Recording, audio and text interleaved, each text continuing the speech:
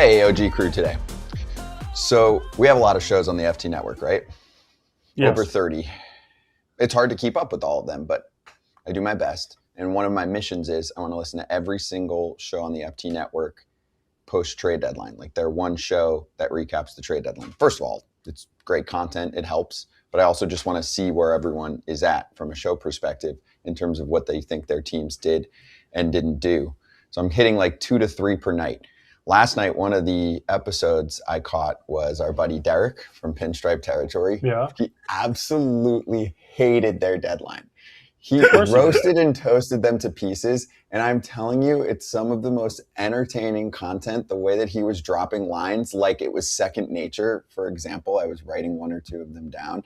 He's like, Giancarlo Stanton's only visible to that kid in the sixth sense. Judge hasn't picked up a bat since bleeping Memorial Day. We end up getting this. Like, he was rolling it out like it was nothing, though. Like, it wasn't like, oh, I'm very prepared. This is my... Like, he was rolling out movie references like it was a sixth sense. It was good entertainment, comedy, and frustration from him. I'm not as frustrated as he is. I don't think they had... Like, the way he was talking was like DF territory. And I'm like, whoa. They picked up offense. They have guys that are going to go to the bullpen that'll make that stronger. The whole argument can be we didn't get a catcher. Fine.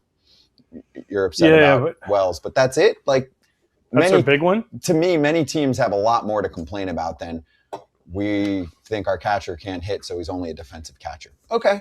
Whatever. But here's the thing. They pinch hit for him every chance they get. They pinch hit for him right away last night, brought in the other guy. Because they always have Ben Rice that can catch in an emergency, right? So they're carrying 3 catchers without carrying 3 catchers. Yep. The thing that got me was if you watch Lombard's debut last night, as great as it was, and I don't know if Kratz agrees with me, it's almost the worst thing that could have happened to the kid because he made a really good play at short in the back end. They turned 2. He hit the home run, right? They won 2-0. Why is that bad? Because now every game they're going to expect him to hit a home run, make the greatest play of all. Like, it's great for the kid, and I love it. But for Yankee, right? Am I wrong, Kratz? Like, now every Yankee fan, you're wrong. Every day is going to be like, George Lombard's going to hit 180 home runs. He's never going to make an error. So as awesome as it was, there's also a chance. Are you saying good debuts are bad? Depends on where you are. Okay. And by the way, Mark says Boone said they had no plans to use Rice behind the plate. I'm only saying in an emergency. In an emergency, if they get caught somehow, he could go back there for a couple innings.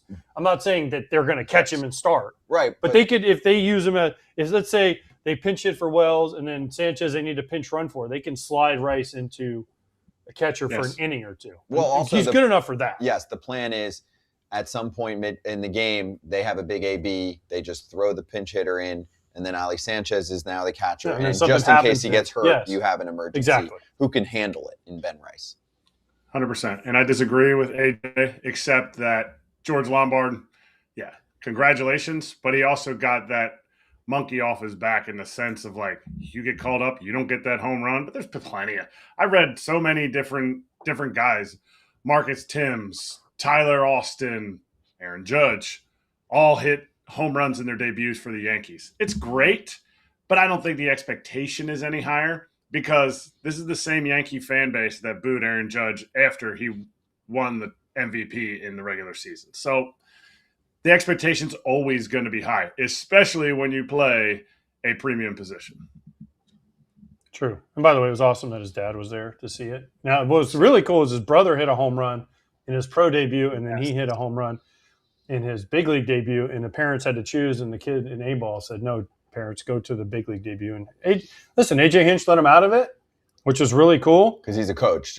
He's the bench coach for the Tigers. Yeah. But the thing is, the Tigers have said they're out of it. So AJ Hinch was like, we don't need no stinking coaches. You can go to fly to New York from Seattle. What are they, a game and a half back? Something like that, yeah. They rocked him 8-0 with Troy Melton. He's good. Troy Melton's really freaking good. But he was great in the playoffs. If you finish with Skubal, Mize, Melton, and the way they're playing right now, they're 1.5 games back. Too late. Orioles and Tigers both sold 1.5 games back. Mariners bought their 2 games back. Blue Jays sold their 4 games back. Rangers wanted to sell their 1 game back. Blue Jays sold and bought. True. That's fair. I stand corrected. They sold and bought.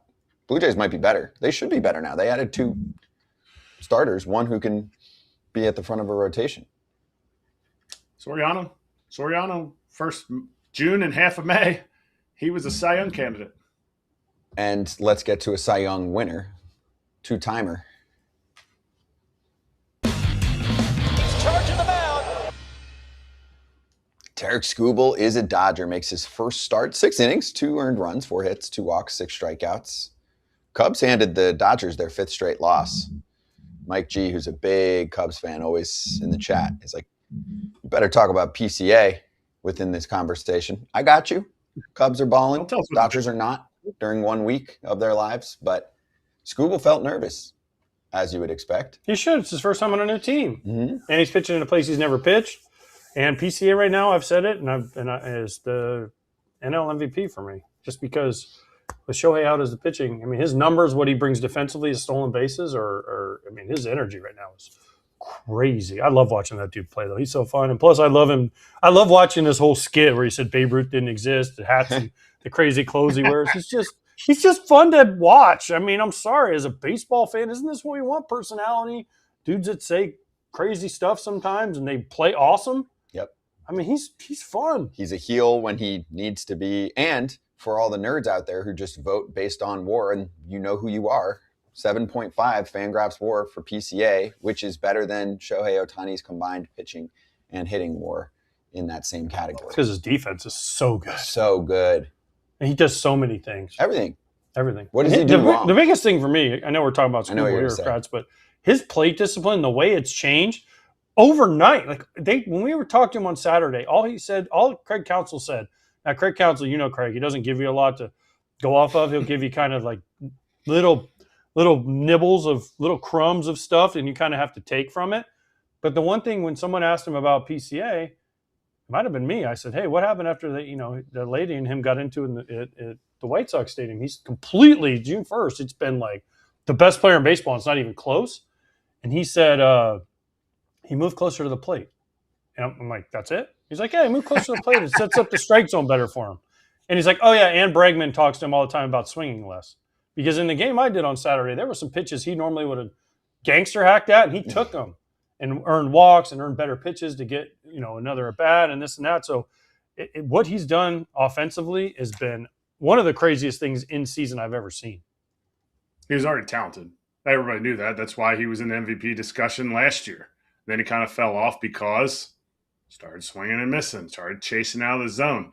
To be able to make that adjustment in within a season, within half a season, essentially since the end of last season till now, it is incredible. And you know what? That one, it wasn't a go-ahead RBI, but it was one of the, push the lead a little farther, 3-1, 4-1. That base hit, that was quintessential PCA. And so it means that he's still swinging. He's just not chasing as much. It was an opportunity to go a little out of the zone with a pitch that he could drive that run in. I don't know if he's the MVP yet, but it is going to be a fun conversation the rest of the year, because if he can continue this plate discipline, which I don't know how you change that, is incredible. We have Tarik Skubal sound, so let's hear from him. Tarik, let's just start high level. Getting on that mound, first start for this new team, what was that just like for you personally? Yeah, I mean, that's going to bed last night, excited. It felt like, my major league debut, kind of same type of vibe in terms of, the nerves running through. But I think that's all good stuff. Should be nervous. It's your first time with the new team. You're going to be nervous. I'm sorry. I don't care who you are. It's a good nervous, though. It's not a like I'm scared out there nervous. And he pitched fine. It wasn't, they couldn't hit. And by the way, the Cubs, with the moves they made, the Cubs are a team that is going to be reckoned with in the postseason. They're going to be a tough out in the postseason. I'm sorry. They are. The way they catch the ball. Yeah. The way they catch the ball, their offense is clicking up. And if they get any kind of starting pitching, because we know Craig Counsell can mix and match the bullpen, the best of them, they're going to be a tough out in the postseason. I'm sorry. We could see a Chicago World Series. What? They've got guys coming back, arms missing that are going to come back, Dodger style, where it's like, hey, this is not the arm talent that you're going to see in October. And the big thing is, in October, you don't need to rely on your full bullpen. You shrink that down, right? Are we worried about the Dodgers? 5 losses in a row? Did you see they lost Dalton Rushing now, basically for the year at the Towards catcher UCL? position? Towards UCL, slight tear, shut down from any No, throw in not for 4 the to year. 6 weeks. No. They don't know if he's going to catch again this season, so he might just be a bench bat. That's a big loss. Will Smith's big hurt. loss. He's been out for a while. Back. Ben Okay. Rortvedt almost caught like 3 back-to-back no-hitters. They're going to be fine. Are we worried about them? No. It sucks for Dalton Rushing, but let's put it this way. Everybody has some type of tear in your UCL, so good for them. Shut it down that it doesn't get worse. But Tarik Skubal being nervous, I was part of 14 different organizations, some of them 3 or 4 times. You get nervous every time because you're like, man, this is exciting. It's like a new start. It's a new opportunity. If you don't get nervous, if you're not excited about it, I think it's time to go home.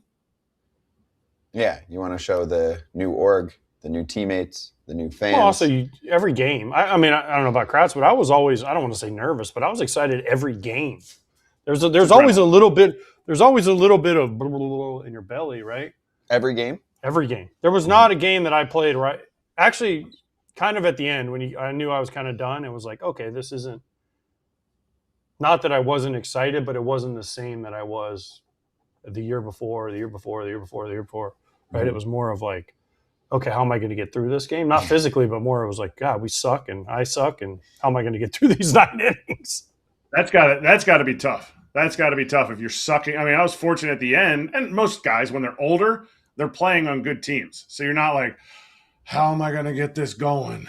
No, like the adrenaline of wanting to win the game and do really well can be classified as nerves, but I don't think it's nerves. I think it's just adrenaline, and the best players that harness it do the best as their careers wind down or as they go to new places. Mm-hmm. Well, Dodger fans are pumped, and Skubal's going to hear it, of course, when he gets home and has a start there. If you want a Tarik Skubal shirt, this is the spot. FT Shop, the Foul Territory Shop.com players collection includes a brand new Tarik Skubal shirt out there with the Dodger blue. So go check it out. Also, Dodgers Territory running multiple episodes per week, most of them live, basically all of them live. Alana, Kade, and Clint hosting that one. If you want to listen to it, wherever you get your pods, if you want to watch it or hate watch it and go against them and say everything's not fair, they're here for you. They will bite back. And we'll get Ken Rosenthal back after the trade deadline. His thoughts.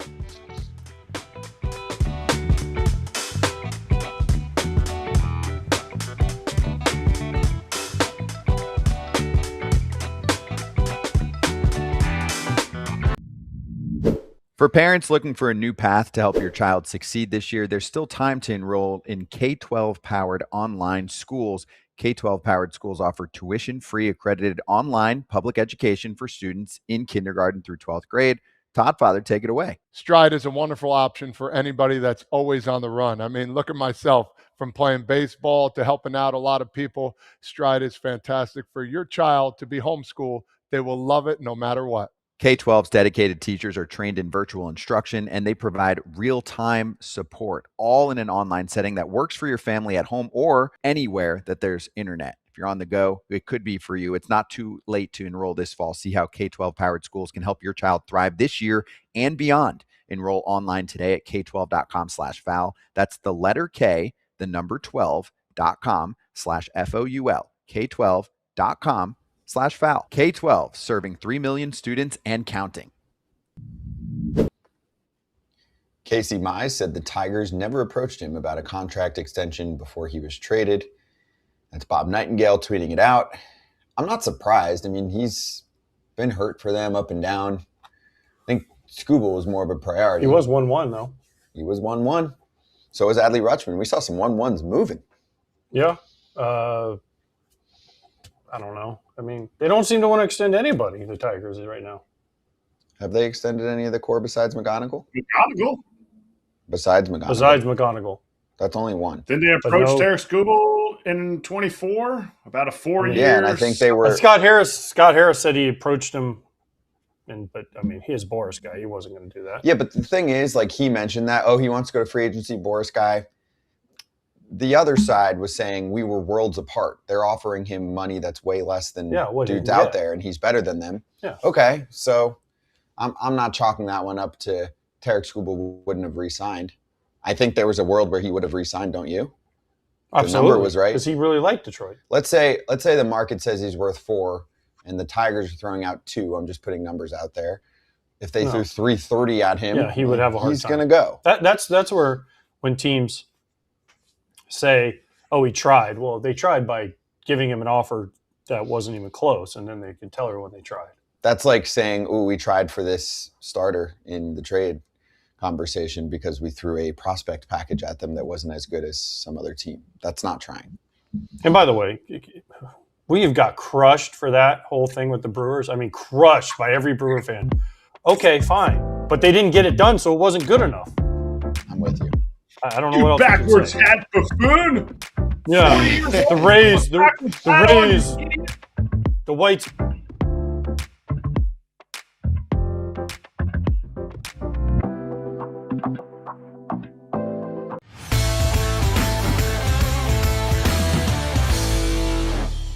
It's the Inside Scoop with FT Senior Insider Ken Rosenthal. Ken, let's talk about the surplus sweepstakes, your latest article in The Athletic on the Red Sox versus the Orioles and their approach. Give us more. Well, first of all, AJ, happy to talk to you again. I know I couldn't talk to you on Saturday, and that caused some friction, but we're good. Now, as for the Rutschman trade, to me, it was the most interesting of all of them by a lot. And as I wrote yesterday, it was the most interesting because you had one team kind of regressing a little bit, playing for the future, obviously. That's the Orioles. Then you had the other team going for it in a way that can be argued was irresponsible. Now, both these teams had logic for what they did and reasons for what they did. In the Orioles case, granted, they still believe they can compete, and they're only a game and a half out in the wild card, but they traded 3 big pieces. Not just Adley Rutschman, Taylor Ward and Tyler Wells, who has emerged as a really good reliever. So when you take 3 big pieces off your team, you're going backwards. Now, the reason they did it in the case of Rutschman was because they felt the return was so overwhelming that it was worth it. Now, that's where you get the surplus value. The surplus value that the Orioles received, and that means the amount of projected production they will get over the player's projected salary, that is way beyond what Adley Rutschman will deliver for the Red Sox. That's great. And for the Orioles, it probably, in that sense, was a good trade. They hadn't signed Rutschman. He was a free agent after next year. It wasn't happening. Okay. And they're not that good a team. We've seen that. But this is Mike Elias kind of doing this again. They rebuilt once. They're not rebuilding again. This is not a rebuild. He has made that point, and he is right. They still have a lot of good players under contract, some of them long term. But it is, at least temporarily, a step back. Ken, yes, I get it I get it from the Red Sox, and I get it from the Orioles. But we heard yesterday, or we heard the first day when this deal went down from certain people, this is the greatest trade, worst trade ever in the history of baseball for the Red Sox. But then we heard yesterday from some other people, some of these players aren't as good as other people feel. So it's hard to really figure out who is right here. What made the Red Sox just want to do this badly? I know they're really short on catching, but do they think Adley Rutschman is the one piece that can get them to win the World Series? Evidently, they feel he's a big piece, AJ. And you're right. This trade, from their perspective, is really interesting because the players that they traded, 3 of their top 6 prospects from a good system, 2 of them pitchers, these guys conceivably could come back to haunt them. But we can say that about prospects all the time. And the one thing I liked about this, from Craig Breslow's perspective, is we talk about prospects as if they cannot be traded. Everybody talks about this. That's ridiculous. Look at some of the Red Sox big names that couldn't be touched who have not succeeded. Christian Campbell, Brian Bayer, you can make the case with him too. Tristan Casas. And of course, Marcelo Mayer, who was traded to the Giants because he essentially did not make it with the Red Sox. Then in the Yankees, Anthony Volpe, Jason Dominguez just get sent down. We hear this all the time. Not all of these guys become superstars. If you're Craig Breslow, and you've already traded Connolly early, by the way, for Curtis Mead, you evidently feel that you can keep finding and developing pitching. It's kind of like the Nationals with hitting right now. The Nationals feel they can really develop hitters. Okay, so maybe you trade a Curtis Mead, and maybe if you're Craig Breslow, you trade Connolly early, and then the two pitchers that went in the Rutschman trade. Again, it's a really interesting way of going about it. And in the bigger perspective from the Red Sox, let's look at their whole season. Started off horribly. Breslow fires Alex Cora, replaces him with Chad Tracy. For a while, it wasn't so great. And then they took off. They're in this incredible run right now. And Breslow is looking at this like, hey, we got a shot here in a weak league. Let's go. And he felt like, this is what he said, that he wanted to honor his players and what they've done and all of that. You always hear that from executives this time of year. But he has clearly put his stamp on this. And yeah, there's risk here. And there's risk with Rutschman too. That's the thing that I think people are missing. Rutschman is a guy on a IL for the third time this season, fifth time in the last 2 years. He's a guy that is only under control, as I said, through next season. Next season's in jeopardy. So as I wrote, we don't even know how many games he's actually going to play for the Red Sox. That too was a risk. Was there a little bit of, hey, we can't let Adley Rutschman go to the Yankees? Because there was talk that the Yankees were in on it. Obviously, you're the guy to sift through all of this muddle of hearsay. I would expect, Eric, that the Red Sox were quite aware that the Yankees needed catching.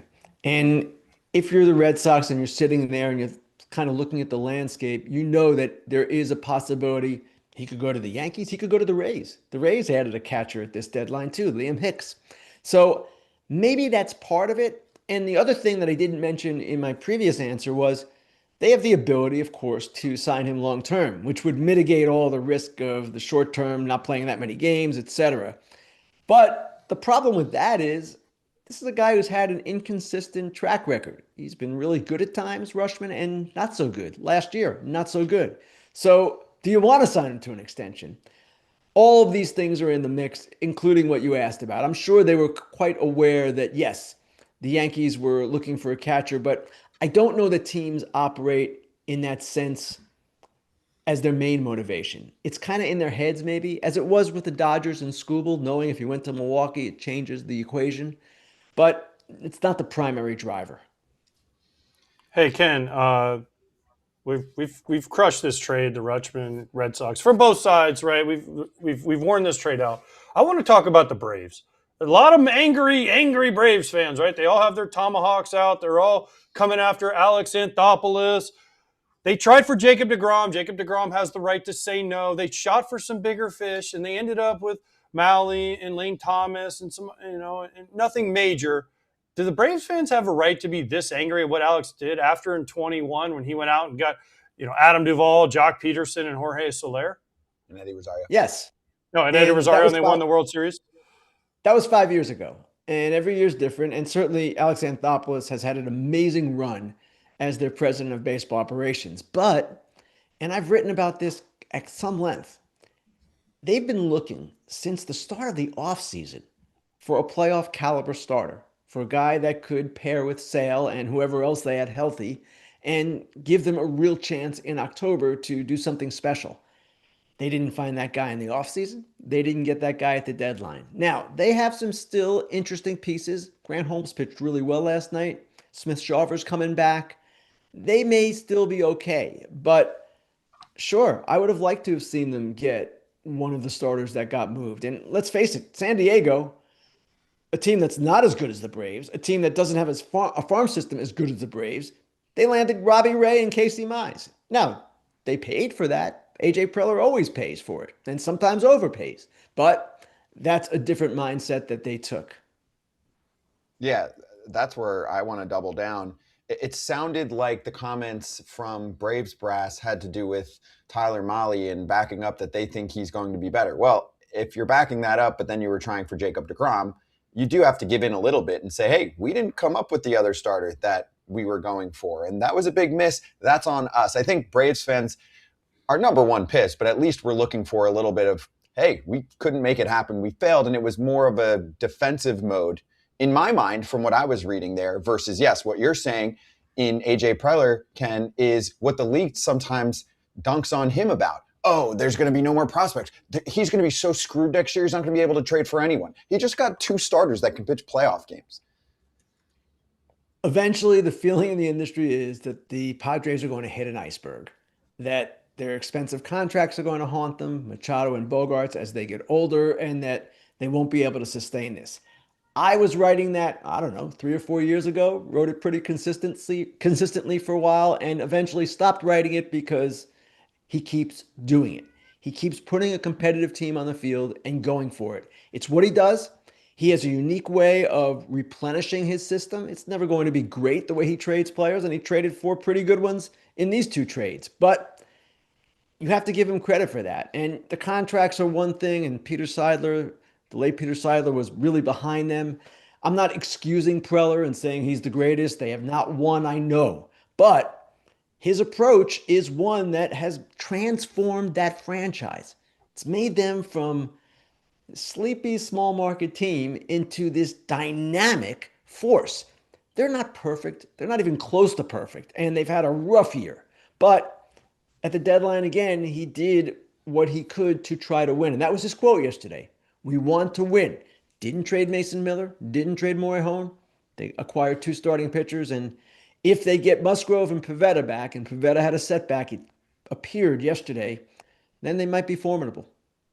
You mean walking off the mound after your second batter straight to the dugout is that's probably a setback, Ken. But then he pitched in the bullpen. Well, then he went out. I know that was weird. I don't know. I've never seen a guy in the middle of he throws a pitch and he just walks straight to the right to the dugout. Someone said maybe they thought do not pass go. Maybe he thought it was strike 3. But it was only the second hitter. I don't know. Do not pass go. Do not collect $200. Go straight to the dugout. Ken, on this Preller thing, I think he's great because as a former player, I want to try to win every year. Everyone says these contracts are going to catch him. These contracts are going to catch him. They're going to catch him. But every year he finds more prospects. Every year he finds more teams that are willing to deal. Every year he gets rentals that work out or don't work out. But the fans, they get 42,000 every single night. Is this – it seems like there's 2 ways to do it, right? It's one where you prospect toward and you never give up anyone. You just try to make the playoffs every year. And everyone's happy. We make the playoffs every year. Or B, you're AJ Preller and you say, you know what? Making the playoffs isn't good enough. I want to win the first World Series. Is there a right or wrong way to do it? No, there are many ways to do it, honestly. And we see this in the sport. It's kind of the beauty of the sport. For all the complaining about the teams that have no chance, what Milwaukee, Tampa Bay, and Cleveland do on a regular basis, and there are a couple of others almost in that realm as well, they compete like crazy, doing it in a completely different way, of course, than the Dodgers and the Yankees, for example. In Preller's case, they're almost an outlier because he operates a team that is in a smaller market as if he's in a big market. And that is what makes them so unique. And listen, the contracts, Machado and Bogaerts, they are going to haunt them eventually. These guys are signed into their late 30s. We've seen some slippage for both of those guys, though Machado is really hot right now.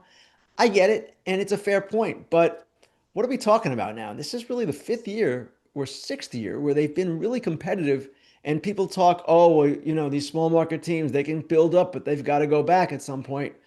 5-6 years is a pretty long time, if you ask me. Let's go to the Phillies and one of the Padres' old players, Luis Arraez. Their major pickup at the trade deadline. Was this Dombrowski sufficing his team and his team captain leader and Bryce Harper that, hey, we need to get somebody, and Bryce said, I'll go to the outfield? Or was it just the only real piece available that would fit on this team? I said Rutschman, that trade was the most interesting. This one is 1A. And it's 1A because of all of the machinations that had to happen to get Luis Arraez comfortable or accommodate him at second base. You had to put Bryson Stott at third, Alec Bowman first, and yes, Bryce Harper had to go back to the outfield.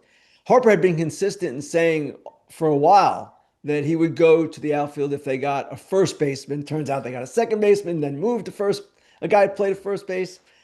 But it speaks well of him. It speaks well of Dombrowski to do this. they saw the market for right-handed hitting outfielders and didn't love it. Taylor Ward, Joe Adell, maybe the prices were too high for them in their estimation. I'm not sure. But the way this works for them is that Arraez becomes the one contact guy or the main contact guy in their lineup. It's a slugging lineup. It's not a contact lineup. So he really complements their players well. We'll see defensively how this works out. I've heard the logic from Phillies people. Well, our defense can't be any worse. It's the worst in the league. So how much worse is it going to be? Okay, but it's still kind of a stretch to all these things that are going on. I know they say Bohm's played some first. He has. Stott's played some third in his past. And Bryce, of course, has played the outfield. But Bryce is several years removed from playing the outfield. He's an older guy now. Not old, but older than he was, obviously. And we'll see if that takes a toll on him. All right, let's spend the last couple minutes here with two of the stars coming up on Saturday in the Guardians-White Sox game that is on Fox and the Fox One app. We'll have more on the game specifically Friday with Ken, but AJ won't be there Friday, of course. He's got his day of rest on Friday. Yeah, so. Ken, here's the thing. Like you said, listen, I listened to you when you said don't talk to me. Don't worry, I didn't look at your little iPad where you're chatting away with whoever the heck you think you're talking to. That's so important, okay? I didn't even look at your phone. I didn't look at your iPad. I made sure that I kept my eyes to the right. You were on the left in the child seat. I was on the right in the adult seat, so I looked over here, okay? But here's what I'm mad about. One, you made me wait for like 20 minutes, so I had all these Cub fans coming up. Can I get a picture with you? And I'm like, where is Ken? Where is Ken? Why is Ken not here? Ken didn't even have to do anything after the game. Why is Ken taking so long? And then this week, okay, when we drive to the park on Saturday, I'm going to respectfully ask you not to speak to me. I have to give a speech on Saturday, so I'm going to have to mentally prepare for like hours and days. And, it's been weighing on me for weeks, Ken. So please, respectfully, don't talk to me on Saturday. All right, that's fair. And actually, AJ, I'm going to apologize publicly for the fact that you had to wait. Because I was locked in. I was actually writing something at that time right by the trucks. I was outside. I had my little iPad out writing, and I didn't realize you were waiting. And I told Jen, our operations person, later, I said, Jen, you should have just told me we got to go. And I apologize for that. As for Saturday and this great Churchillian speech that you're going to give, I cannot wait to hear it. I cannot wait to see Ozzie have his number retired, and it's just going to be a great day. Now, here's my question. Because you mocked me for this too. Are we going out Saturday night to hear Adam DJ? He's not DJing. He's DJing Friday night. That's a little problematic. Yeah, so and he's DJing on a boat. He's DJing, and I didn't go Saturday because you made me so late that I couldn't go. No, that's not why you didn't go. You were tired. Well, that's true too. But. Wow. Hold on, Scott. Scott, after ripping me for not being a good colleague and going out and listening to DJ Adam Amin 2 nights before the deadline, he ripped me for this. AJ gets in the car with me. I said, hey, aren't you going to see Adam? He goes, nah, I'm not into it tonight. No, because I knew Skubal was going to get traded, so I had to get my rest for that night. That's why. That's right. His beauty rest. So are you going this weekend to see? I don't know. DJ it's Friday night on a boat. Yeah, but he's doing the game the next day, right? Yeah. He's got a speech to prepare. Scott has got a speech. Right. I got to get my beauty rest. Right. He's got to sit, meditate for 3 hours. Winston massage. Churchill Pierzynski. Yep. It's going to be great. Oh, I can't wait. It's going to be great. It's going to be all about me. It'll be on Fox and the Fox One app. Ken, we'll talk later this week. Thank you for entertaining us. See you guys. See ya. Ken Rosenthal, FT Senior Insider, and he'll be on Fox this weekend for that Guardians-White Sox affair. AJ on the call there and on the speech. And if you want to check it out inside the Fox One app, follow every can't-miss matchup as teams battle for a postseason spot. And then, of course, you can stream the 2026 World Series live on the Fox One app. You can do that at fox1.com. Stream now. Start your Fox One 3-day free trial today at fox1.com.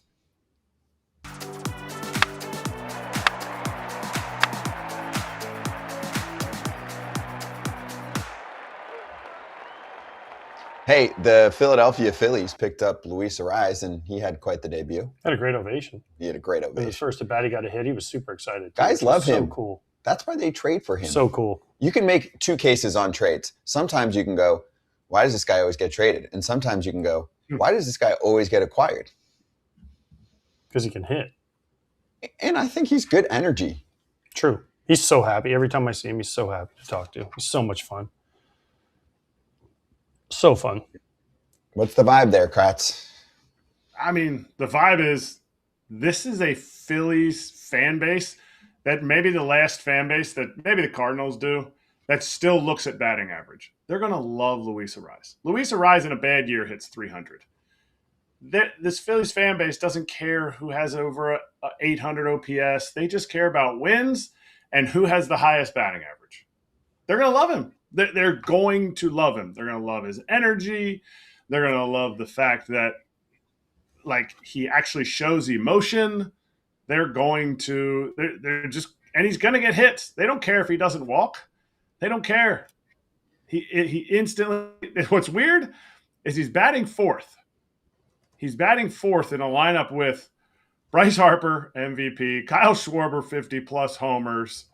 Like, Trey Turner, I think, hit 30-something. Like, of all the guys that you're like, okay, where's he going to hit? They had Schwarber leading off with Luis Arraez hitting fourth. I'm not saying it's wrong. I'm just saying I don't know. I don't know where else he would hit. It doesn't bother him, though. How would you do the lineup? It doesn't bother. That's the one thing about Arraez. It doesn't bother. He's not like a guy that's going to go up there and say, gosh, I'm hitting fourth. I need to try to hit homers. He's going to go up there and say, I do what I do. I'm going to get to 2 strikes, foul off 10, and slash a single somewhere. Like, that's awesome. That's where you're not going to hit him lead off, right? Because Schwarber has lead off on lockdown. You know, the way their lineup is constructed, he has to hit fourth, and that's fine.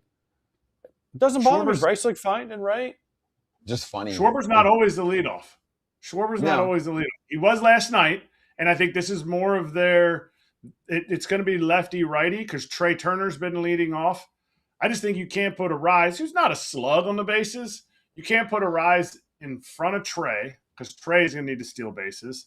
But to me, I think it'd be interesting if he hits fourth because he puts the ball in play so much. Is it going to be a ton of RBIs with the chance of more ground ball double plays? Like, I love it. I think it's kind of outside the box. Just like people are so against Kyle Schwarber hitting first. Well, he only hits first one time. You only hit fourth one time. Then it's just a matter of how the outs fall, the innings fall, the batters fall. Yeah, I just still think it's funny. I played a lot of baseball video games growing up, and how I would play, like, say, against a friend and be like, all right, let's set our lineups first, and then we'll go into the game, right? If I set my lineup like 15 years ago, 20 years ago, laughing off the thing, Arraez cleanup and Schwarber leading off, they'd be like, you don't know ball. This is embarrassing. Yeah, you'd get made fun of at school for it.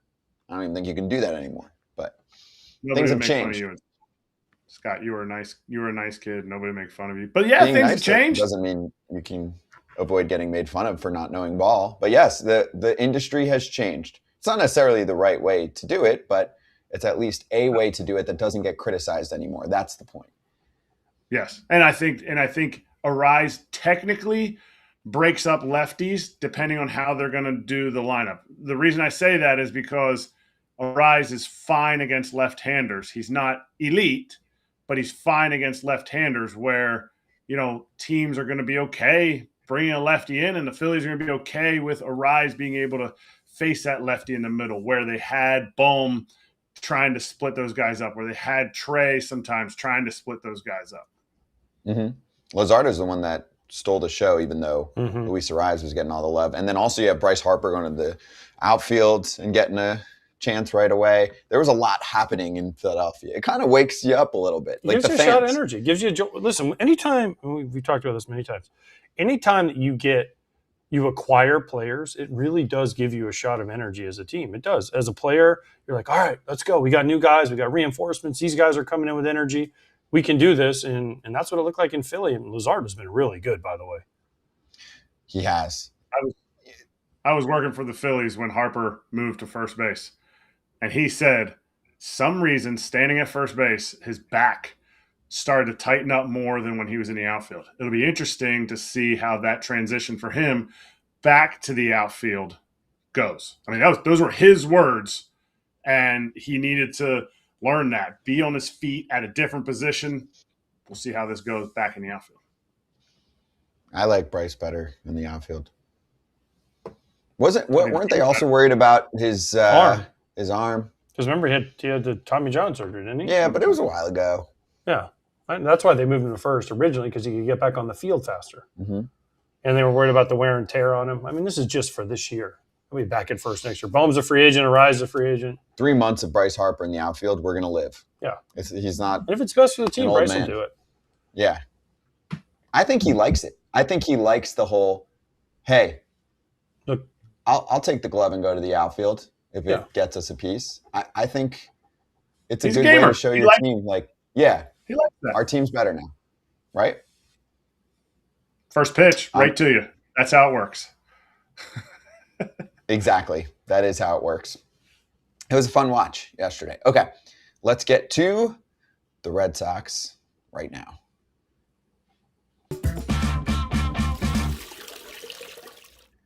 MassLive.com columnist and co-host of the Fenway Rundown podcast, Sean McAdam, is joining us right now. Sean, thank you for the time, and it is interesting times up there in Boston. So I'll just start generically with what you think about what they did. Like, how excited is the fan base? Didn't they have one of their best attendance days Tuesday night? Yeah, they did. They've been selling out Fenway for the better part of this last month, ever since the turnaround began. And I think for the most part, the fan base likes the deals they made earlier this week. They're the kind of deals, frankly, that maybe aren't going to be fully evaluated or properly evaluated for a while now, because so much of what the Red Sox gave up are futures, young starting pitchers. So it isn't as if they subtracted from the active roster in the middle of a playoff hunt. It's going to take a while to see whether this was a good deal or not, but in the moment, adding somebody like Adley Rutschman and sort of around the fringes of the roster with Eli White as a depth outfielder and Eric Miller as a high leverage lefty in the bullpen are certainly the kind of moves that a team in contention would make, and a team that all of a sudden is kind of going for it would make. Sean, the reason they sold out was the White Sox were in town. That's why. So let's not I didn't diminish the game they played last night and how much the White Sox did not show up to that game. So, Davis Martin, rough first inning. Yeah. Anyways. Yeah, they've roughed him up twice in the last couple of weeks. They beat him in Chicago too. Yes, I don't. Why are you reminding me, Sean? I was going to give you credit for being a nice guy. Now you're back to being a masshole. So it's fine. It's fine. I love what you just said though about, we won't know for a few years whether this trade matters, right? That's such a difference from what we thought we knew about Craig Breslow. It was, right. We don't want to give up this guy. We don't want to give up this guy. Now all of a sudden, boom, we give a 15-game winning streak. We go 29-5 in our last 34 games. And now we'll give up what allegedly is our top prospects. What changed? Just the winning streak?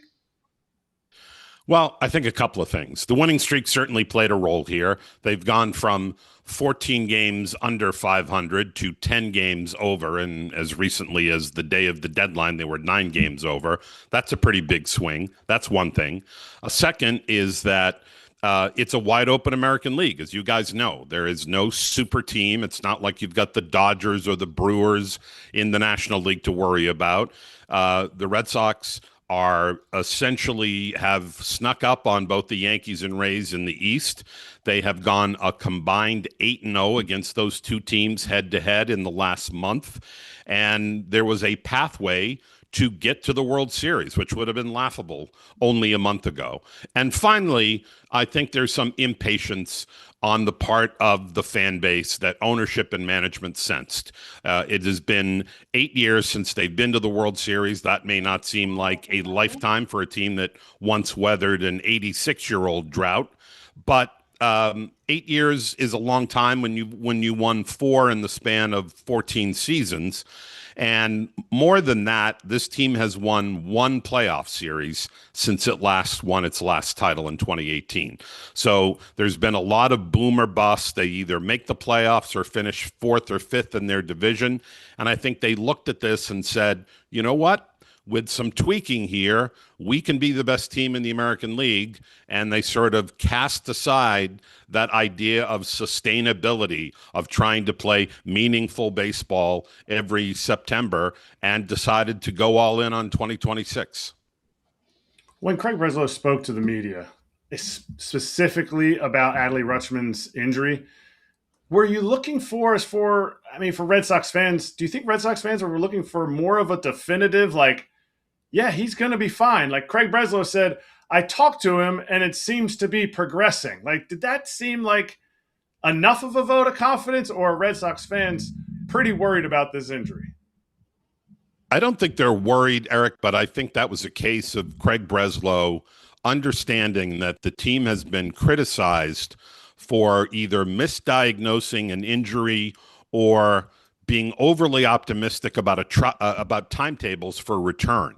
When Garrett Crochet went on the IL back at the end of April, the stance was, well, he may miss a turn, but he'll be back soon. And the same with Roman Anthony before he went on the IL. It was, well, we don't know if he's even going to go on. And if he does, he'll be ready as soon as the stint is up. Those guys haven't played yet. They're not particularly close to playing. And we're now 4 months later. So they are very much in the crosshairs here in New England for either providing misleading information or information that hasn't been accurate. So I think they're out of the timetable business. And if you listen to that Zoom call and see Breslow answering that question, he sort of chuckles about it, which to me was a tell, like, oh no, I'm not going down this road again. Sean, but isn't this what the teams do now? The Yankees are doing the same thing with Judge. Oh, we had imaging. Stanton, oh, he's close, but he can't run yet, right? Isn't this kind of what teams do now? I mean, Tristan Casas has been close for 2 years now.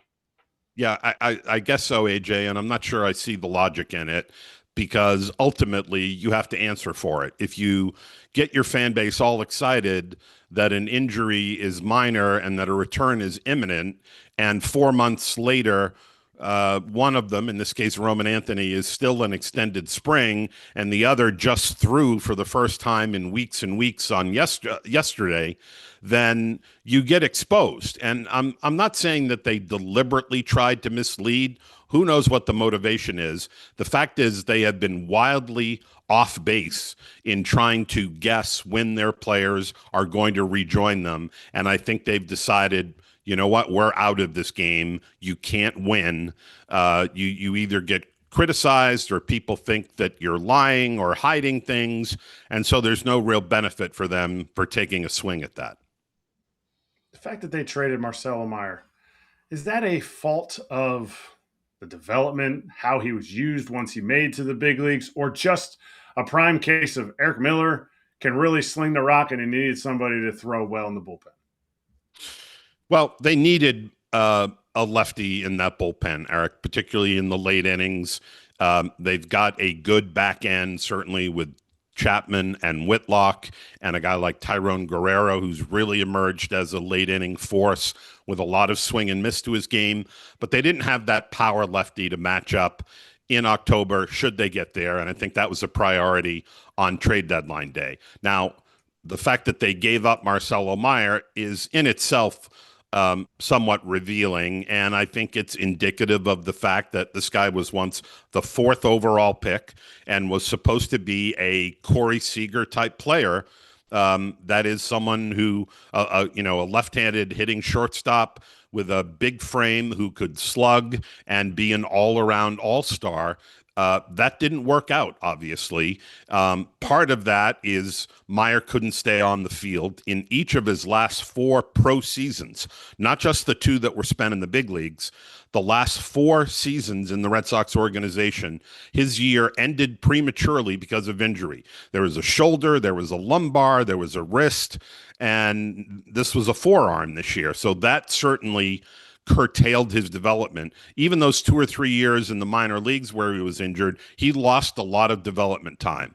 And then when he got opportunities, as he did last year when Bregman got hurt and they plugged him in at third base, he didn't perform. Now, obviously, that's not terribly rare for even the best prospects to come up and struggle and not succeed right away. But I think you add all the things in, the inability to stay healthy, the not performing when he had opportunities, and a very crowded middle infield situation here, I should add. Trevor Story under contract for one more year. Franklin Arraez, a top 5 prospect, shortstop now at AAA Worcester. They've got all kinds of options there. And I think that Marcelo Mayer went from this great can't-miss prospect to kind of just a guy here that they could afford to give up for a reliever. Sean, you mentioned the injuries. Is this a development thing with the Red Sox? Because, again, Casas was supposed to be can't-miss. Mayer was supposed to be can't-miss. Roman Anthony has been missed basically the entire year. I mean, we can go Christian Campbell. I know he's not hurt, but he's in AAA. Right? There's been a lot of these guys that we hear about, Red Sox. Here comes the next wave of talent. They either get injured or they don't pan out. Is this a development thing or is this just bad luck? I think a lot of it is bad luck, AJ. Some guys have flopped, and Campbell is a perfect example of that, a guy that got a pretty big contract extension just a few days into his rookie season and now is kind of mired at AAA with no spot on the big league roster for him and a long contractual commitment. But a lot of this is bad luck. Casas blew out a knee running to first base and then has had several setbacks. Last year, Anthony had the oblique in August that kept him out the rest of the year. You guys know that's an injury that lingers and can't be hurried back from. Mayer had the litany of injuries that I went through. The odd thing is that the Red Sox have gone from an organization that seemingly always has good prospect position players coming into their system and one that couldn't produce pitching to the exact opposite. You look at the staff now and you see Jake Bennett, not someone they fully developed, obviously. They traded for him in this past winter, but guys like Peyton Tolley and Connolly Early, who they traded to get Curtis Mead, all of a sudden they're flush with young pitching, but a lot of their position player prospects have either for health or performance or both have stalled out on them. Interesting. I don't know. It's interesting. It's an interesting argument, Sean, where certain organizations seems to have better luck with pitching, hitting, injuries. Not right. It's always interesting. Well, the Brewers develop pitching, the Guardians develop pitching, the Mariners keep pitching healthy. Right? There's identities. The White Sox. You used to be part of a White Sox team that kept pitchers healthy. Kept everyone healthy. Yeah. There's a difference. I don't know. We'll see. I can't wait. This Rutschman trade to me is fascinating. Mm-hmm. Just from not now, because Adley needs to get back, obviously. But then 3-4 years from now, if he doesn't sign back with the Red Sox, then see what Aronson becomes and see what Witherspoon becomes. And, the Narvaez was just so the Orioles had a catcher since they got rid of all their catchers. Yeah, I mean, it's not unlike the Crochet deal in that the Crochet deal got a lot better, even though he hasn't contributed much this year, had kind of a lousy first month of the season and then has been out with a shoulder issue since. But I think everyone agrees that Garrett Crochet is a frontline, top of the rotation starter who they now have under control. But that deal got a lot better when they extended him. And I think the same probably applies to Rutschman. The difference is that even though Crochet had Tommy John early in his career with the White Sox, that Rutschman's career has been much more stalled by injury, and whether the Red Sox want to make that long-term commitment to a guy who's been pretty banged up in his mid to late 20s and is going to be 29 if you extend him past next year. Hey, Sean, last one from me. Is Jarren Duran okay? I know he had a bomb last night, and we've all seen him be one of the better players in the game a couple years ago. It's not been the same since. He's been around trade rumors for a while, and he seems to be kind of trashing himself. I know he's a very vocal, out there, straightforward guy about how he's feeling, and he's not afraid to say, I stink right now, or for the entire season we've had him on our show. So where's he at? More, I would say, mentally even than physically, production-wise. Yeah, he as recently as the last road trip, when I'm sure you guys saw the video of him being frustrated that Wilson Contreras didn't tag up and score on that. after that game, he was really kind of ripping himself. He's a guy who's emotional, who talks a lot about what he's feeling, and he's frustrated by the fact that he's hitting 205 and we're into August. The odd thing is that there's a lot more slug to his game this year. You know, he's got 15 or 16 homers now. He had been obviously a speed and athletic guy in his first few years with the ability to hit doubles and occasionally hit the ball out of the yard. This year, it's been less of that profile and more of the swing and miss with some extra base production. So Chad Tracy, the interim manager, was talking about his struggles a week ago, and he pointed out that Duran is a completely different player with runners in scoring position. He's hitting close to 300 in those situations, and the slug is there in ways in which it hasn't been. So it's like he's kind of traded in one part of his game for the other. He's frustrated that he's been striking out as much, that he hasn't made more regular contact and contributed more offensively. But he's played a very good left field, and he's contributed with the extra base production. So it's kind of a trade-off. But I think Duran is the kind of guy who beats himself up a lot and is always going to find fault and be frustrated over something about his game.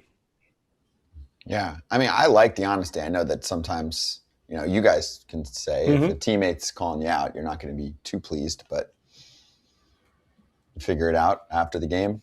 Yeah.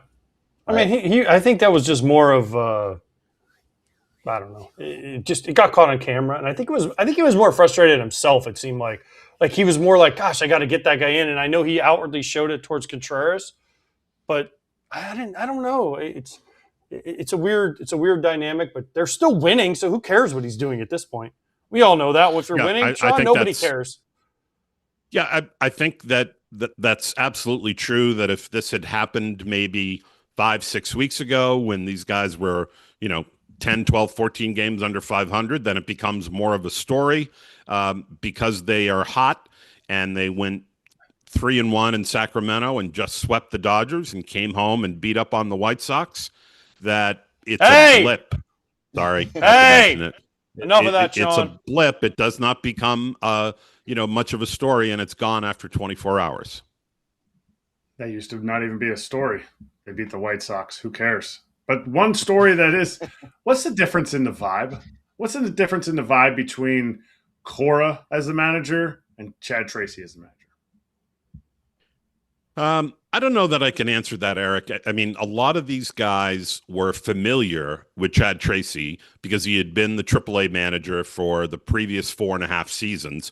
And whether there were homegrown guys coming up through the system like Mayer, like Anthony, like Rafaela, like Abreu, they had all had some experience with him, or guys that went on rehab assignments after injuries and went for, 5 days, 10 days in Worcester. So he was not somebody that got plopped in and had to introduce himself to all 26 guys.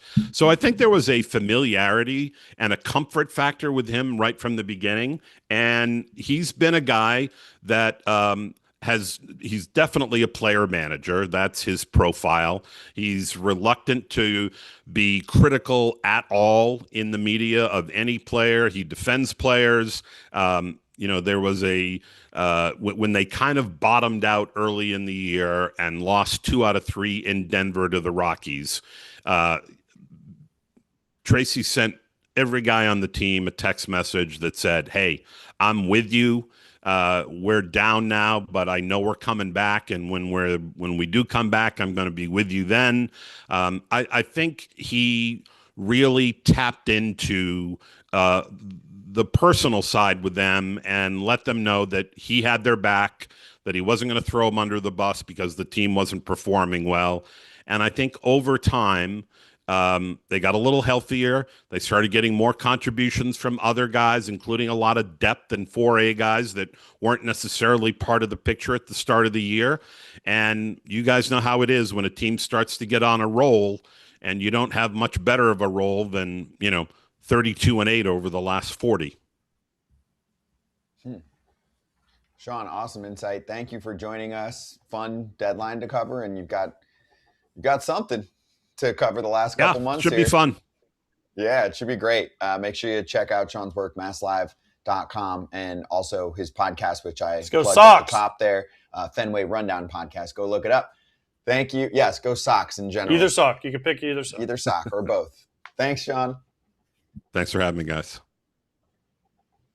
Hey, also, Adley Rutschman, new to the party, debuting sometime soon. We have a shirt for it with his signature, Adley Rutschman. Shirts, foulterritoryshop.com.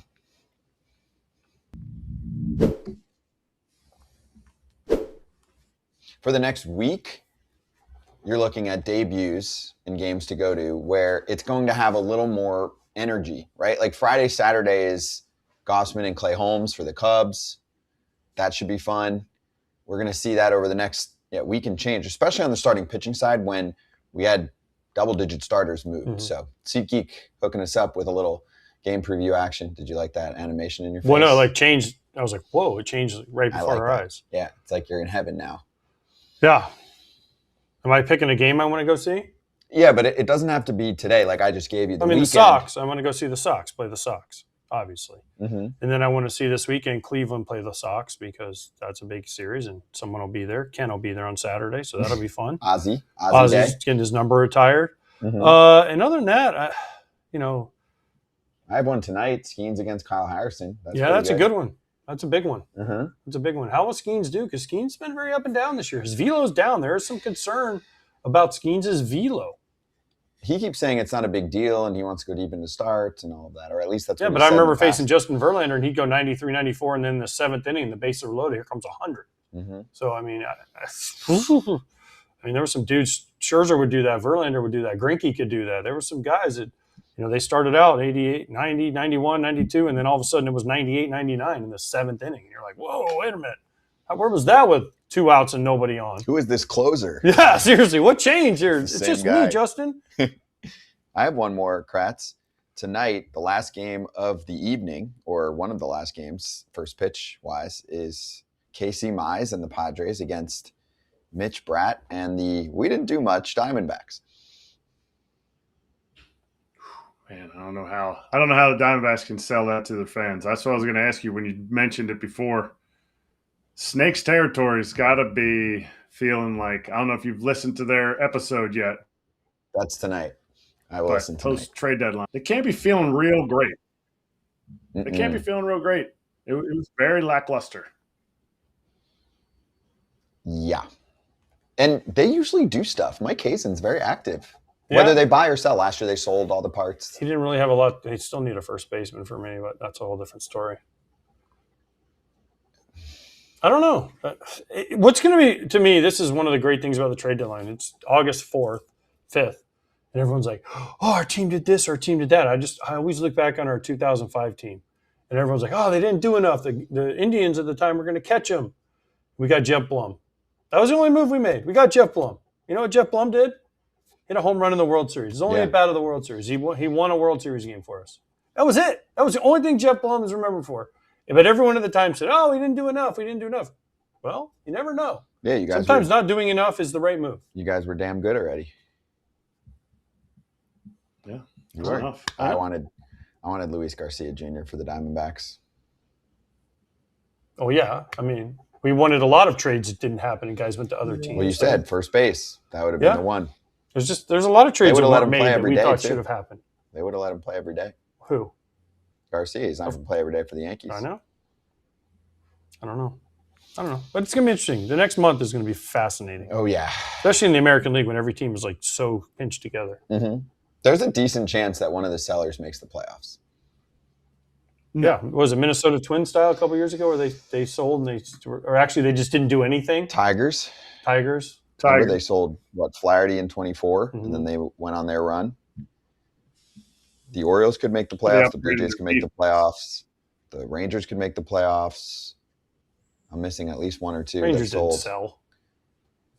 He didn't do anything. He sold you're the guy right. that was in AAA most of the Josh Smith. Non-buyers. Okay. Not believing. Oh, okay. That's a different category. Sellers are like the Orioles, the Mets. Non-buyers are exactly what AJ just said. You wouldn't have been like. They're sellers. They sold hard.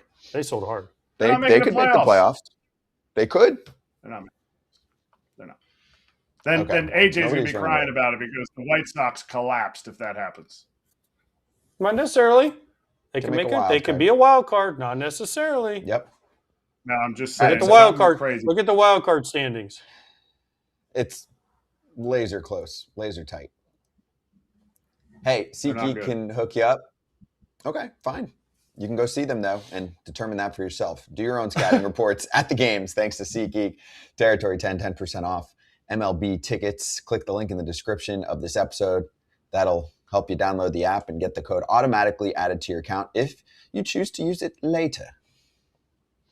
Yeah, that's what he said. That's what he said. That's what he said. That's what he said. All right, let's roll up our sleeves for another fight, shall we? The battle of FT against certain Brewers fans that are always waiting for tomorrow continues. The latest story comes from our friend Adam McAlvey from MLB.com, who did some great work finding out more in terms of the offer package for the Tigers when it came to the Brewers. Initial offer, according to McAlvey's story, 3 prospects, all hitters. At least 2 were top 100 prospects. Luis Pena was one of 3 prospects included in the offer. Well-liked, super speedy. He said, the Brewers believe they made a strong offer to the Tigers for Skubal, maybe stronger than what the Dodgers offered. And then we start playing the rankings game, and I know AJ's going to love this, right? And also it depends on the publication. So McAlvey works for MLB. MLB has their own prospect list. For example, River Ryan's number 68 on that list. AJ and many others. He's 28 years old. He's 28 years old. I'm sorry. He's 28 years old. I'm sorry. The Brewers were not going to trade Jesus Made. He's number 1, and nobody is faulting that. No. The debate comes to, was there a package that could have still landed this guy, right? If it's Luis Pena against Zaire Hope, and then the Dodgers feel like they have the edge there because the Tigers like him better, that's their right. You need to start looking at the next set of pieces. I think the reason they liked Hope better than Pena was because of the power. Yeah, there's definitely more power. I think there's more upside. He's more of a high-risk, high-reward player for me. Yes. Luis Pena is going to be a big leaguer. He's going to have speed. He's going to be a contributor there, but Hope has a chance to be a star and has a chance to not work out. It's just how it looks, okay? Other guys, for example, there's a lot of debate about someone like Jet Williams. Jim Bowden doesn't think he should be anywhere near a top 100. He's already been traded once. He's 76 on MLB's list. Maybe he was included and the Tigers agreed with Bowden, and they're like, we don't like him. A lot of this gets to semantics on who it could be in there. Here's the part that I'm reading. If the Brewers traded away a starter like Logan Henderson, Tarik Skubal was theirs. I think that's the determining factor. Brewers fans are saying Logan Henderson is better than Tarik Skubal. Then that's fine. That's your decision. And if that's how you feel, that's okay. If you need another, whatever it is, 4 years of Logan Henderson, who is a very good pitcher, then that's okay. But that was the guy that would have made the separation. I don't think anyone's debating that. If they said, hey, we've got Pena here and Hope a little bit higher, but if you include Henderson, we like him much better than the other pitchers on the other side, that gets the deal done. Mm-hmm. That's the decision that probably came across the table. They made the decision they made. Listen, but we're not mad because, I'm not mad because that Skubal went to the Dodgers. Like, that's the Tigers' right to choose. Mm-hmm. I just, as a fan of baseball, would love to see the Brewers have done it. We talk about this all the time on this show. Every once in a while, I just go for it. And they didn't want to give up Logan Henderson. That's the Brewers' right? But I'm more of a, hey, I'd like to win one World Series than just make it to the playoffs every year and never win. Like, cool, you made the playoffs, cool, which is really hard to do, right? That's where I think my frustration has come in, and people are like, oh, he hates the Brewers. I love the Brewers. If you know me, I love the Brewers. I love Matt Arnold. I love Pat Murphy. I love the Brewers Stadium. I love going there. It's great, okay? So don't put those words in my mouth because I've never said that. But as a fan, I would have liked to just have seen them go. And we talk about this all. We talk about the Rays. We talk about some of these smaller markets. We say the Orioles all the time. Man, those years, they needed to take that next step. And they did, I guess, with Corbin Burns. It didn't work out. Yeah, but my problem is twofold. We'll get back to the Although deal the players portion that here. okay, let's go back to the Corbin Burns. The players they gave up to the Orioles. or to the Brewers for Corbin Burnes? How are they doing? Joey Ortiz and DL Hall. Yeah, I'll take Corbin Burnes. Thank you. I mean, Joey Ortiz has been fine. He's a serviceable big league player. He's not a special player. Corbin Burnes, please. DL Hall has been in and out of the pitching because he's hurt. I think there was one other guy in that deal. But Corbin Burnes had a great year. There's a reason why stars get paid so much money. It is a free marketplace. And the industry says these guys are worth so much more than everyone else. That is how a free market And then the other thing works. they brought up was the 2008 CC Sabathia trade. Okay, CC got him into the postseason, legitimized the Brewers because they were bad for a long time, re-legitimized the Brewers as a big league franchise, okay? Sure, they lost in the first round. Okay, that's a crapshoot. Fine. But then they were like, oh, the guys we gave up, we had to give up Michael Brantley. Michael Brantley was the throw-in.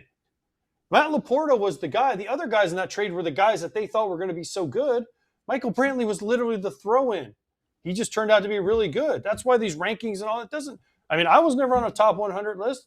I joke with J.J. Cooper all the time. Yeah, we're not 19 years in the major leagues, never made any of those lists. You didn't have to trade Jesus Mate to get this deal done. It's a fact. It is. There was a prospect package that would have gotten this done, adding more, right? Oh, we included 3 hitters, and 2 of them were in the top 100. Okay, well, there's another one in the top 100. You might have had to add him. You might have had to make it 4. You might have had to add Logan Henderson. There was a combination that worked that would have gotten you over the top, that wouldn't have killed your franchise forever. This was your Skubal for CC. Go ahead, you go, and then there's 4 types of Brewers fans that I want to lay out here. So I remember this. I remember 2003 offseason, I got traded to the Giants, okay? The night before I got traded, or the day before, I got a call from LaTroy Hawkins. But he said, you're going to the Cubs.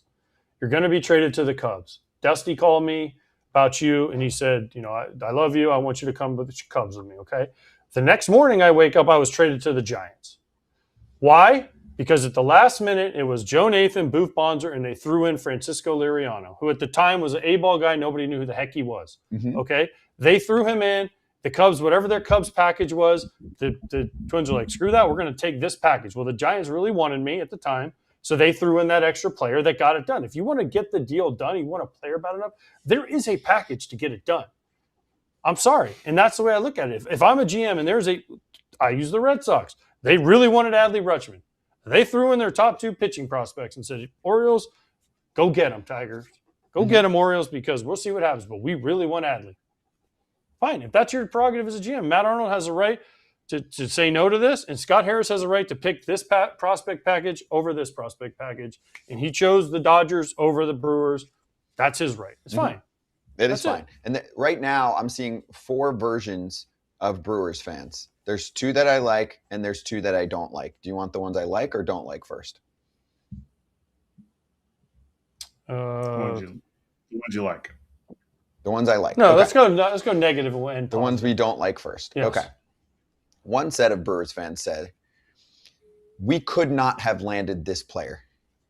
They did not like our prospects. We could not have gotten Skubal. This McAlvey report proves it. No, it doesn't. He's laying out some of the players that were put in this proposal. One! But how does he know that? One of the players. How does he know that? Well, the team tells him this. Oh, okay. And one of the players. I don't think the team's lying, but people are like, see, this proves it. It's been an hour of FT, and you haven't shown that you're wrong, guys. They could not have landed Skubal. Okay, so maybe you're the Brewers reading the article wrong. Let's read through it together. We should do a live session where we go through Brewers word by word. prospects aren't as great as the Brewers think they are. That's fine, but still they could have gotten him. So that's number one. That's one set of Brewers fans that say, no, FT, we could not have landed him.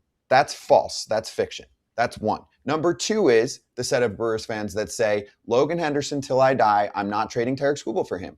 That's fine. That's your choice. I would have gone the other route. Many other GMs would have too. That's 2 of them. Here's the other 2.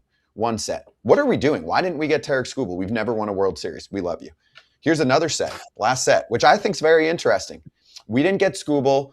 I value them for trying. But wait, hold up. Dustin May, okay. Where was Clay Holmes? Where was Robbie Ray? Where was Casey Mize? I hope that the organization's right that Dustin May is better than all of these guys, because if we're huffing and puffing, we have the best prospects in the sport, and we didn't get Skubal, why didn't we get 1 or even 2 of these other guys that could start a playoff game for us? I better not be watching bullpen games every day in October. That's the other subset of Brewers fans that are pissed right now. I'm over Skubal, but what happened on Monday? I got 2 bullpen guys that I think I'll like, but are we just going to be bullpenning our way through October and get railroaded at some point? Mize and bullpen. They're going to get wrecked at some point if it's bullpen day every single day. You can't do that every day. Some teams have won with like 2 starters, 3 starters. You can't just win with Mize and or Harrison. I don't think. I hope I'm wrong. I hope I'm wrong. I want the Brewers to win a World Series. They've never won one. Usually we're all rooting for the team that's never won. If you just don't have any dog in the fight, you want to see a great story. If your team is out, yes. Even in 2016, you probably were like, nope. No. Okay. I'm not going to go there. Those words will never come out of my mouth. Nope. Nope. I was not. I was rooting for Cleveland. I freely admit that. Nope. That is 1,000,000% not true. It took a bad turn. But so what do you think about the 4 I agree with all 4 of where you are, yes. Okay. But the problem is the first 2 that you said that are so negative have just attacked. You know what I don't even. Go ahead. No, it's fine. It's fine. I just love when they're like, well, these guys wear backwards hats, so they're stupid. Like, it's like automatically that's their argument. It's like, what are you talking about? I can wear my hat forward. I'll wear my hat forward. You know why I don't wear a hat backwards? Because I don't want to show off Kratz with my glorious locks, and Kratz got a doesn't great have haircut. any. So if I didn't have such good hair, then it's my fault that I wear my hat backwards, Kratz. I could care less that I wear my hat backwards. I could care less that I'm bald. I wear a hat because it was something cool when we started the show. I had like 186 different hats that I was going to wear. So bald really doesn't matter. I'm going to add a 5th set, and it's on the Brewer fans that I don't like. The ones who are like, this is a conspiracy. He wanted to go to the Dodgers. All they were doing was just saying, oh, Tarik, where do you want to go? Oh, you want to go to the Dodgers? Okay. This is 1,000% the Brewer or Major League Baseball making them trade him to the Dodgers. That's what this was. I don't like that. Wait, no, you just wait. Hold up. No. This needs to be cleared up. You just brought up 2 different scenarios. Nope. You brought up 2 scenarios in one. Not fair. Ready? There is the contingent of owners that think, you know what, it's not the worst thing if Tarik Skubal ends up on the Dodgers and they just sweep through the playoffs and win it. That's different from a team asking a player where he wants to go. That doesn't happen. And I actually saw that from many people commenting on baseball. Like, oh, well, you know how it works. They ask the player where he wants to go. I was like, since when? They do that when the player has a no-trade clause because they have no control. If they don't have a no-trade clause, they do not check with the player and say, we're getting a worse offer from the Dodgers, but I heard you want to go there, so we're going to be nice to you. The Tigers are pissed at Skubal, not like for what he's done, but they wanted him there and they can't come up to terms. They're not like, oh, let me make sure it's a cushy landing spot for him. That's ridiculous. I agree. I have seen that. What? Yeah, you've seen teams talk to players about where they want to go. This was not one of those situations. No. Yes. Usually, though, it would be a guy that's late in his career. It's getting towards the end, and they'll say, "Hey, we have a chance to trade you to A or B." But the deals are similar. That's not when you're the top starter. Agreed. In the sport. They didn't go to Skubal and say, That's "Hey, where would you prefer to go?" And he said, "LA," and they're like, "Okay, you're going to LA, no matter what they offer us." Scott Harris isn't that dumb. No, he's not that dumb. He liked the final offer that he got from the Dodgers better than what he got from the Brewers. I guarantee you, if we sat down with Scott Harris and said, were there 4 players on the Brewers, aside from Jesus Mate in the organization that would have landed you Brewers package versus Dodgers package, he would have said yes. And this is not just a one-way street. The Tigers say, hey, I would like this guy. They do it all in tiers. Hey, we feel like Tarik Skubal is worth this tier, one from this tier, one from this tier, and each team evaluates each of those differently. And for everybody who's like, oh, actually have some ball knowledge, actually do some research. We do a ton of research. And the only name that's come out is Luis Pena. Everything else is conjecture. There's no other. When Scott says Jet Williams, that doesn't mean Jet Williams was in it. We're talking about other hitters that are in the top 100. That is it. There's no so unless you say Luis Pena, no chance we're getting Tarik Skubal to get rid of Luis Pena. That's the only real name there is. No way it was a different package. The package was liked better by the Tigers from the Dodgers. That's it. There's nothing. If the Brewers wanted to get it done, they needed a better package. Hope to me is the key. The Tigers think Hope is going to be a stud. That's what it came down to for me. And listen, for all the people saying River Ryan had a 1.33 ERA when he was healthy, he's been in the big leagues one time, okay? And that year he had a 1.33 ERA in 20 innings. 20 innings, okay? He also walked 9 in 20 innings, okay? Now, this year in AAA, he is 3-1 with a 4.46 ERA, 36 innings, 43 strikeouts. Okay, fine. He's also 28 years old. Okay, and then the other thing is, we all know who Logan Henderson is. So stop saying we don't know who Logan Henderson is. He pitched really well last night for the Brewers. I've watched Logan Henderson pitch. I've done a game where Logan Henderson started the game. He's a really good pitcher. But I'm just going to ask this question, plain and simple, to all you Brewer fans out there. Would you rather have Mize and Logan Henderson or Mize and Tarik Skubal pitching against a playoff series, pitching in a playoff series as your 1-2? That's the simple question. And if your opinion is Logan Henderson, then I'm proud of you, Brewer fans. You got Logan Henderson. But for this year, if your answer is Tarik Skubal, then you make the deal for Tarik Skubal. Yeah, very simple. That's it. That's it. That's all of it. And also, I still think there was a world where Henderson didn't even need to be included, and they still could have come up with the right package. Would it have had to potentially be 4 or 5 guys? Maybe. But that was your choice. And Brewers fans still coming after me about all of this have not answered the question of, do you hate Robbie Ray? Do you hate Casey Mize? Do you hate Clay Holmes? Do you hate Jose Soriano? How far down do we need to go? Do you hate Trevor Rogers? Right? Should we just keep going with players that were not added? I don't know. I'm done talking about this. They didn't get them, and I'm tired of fighting with people that are keyboard warriors. So congratulations, Brewers. I hope you win the World Series. And for Brewers fans that don't care about this year as much, I really, really am rooting for you in 2089. I won't be here, but I'm rooting for you. I think the Brewers still have a chance. Just to be honest. They do. They definitely do.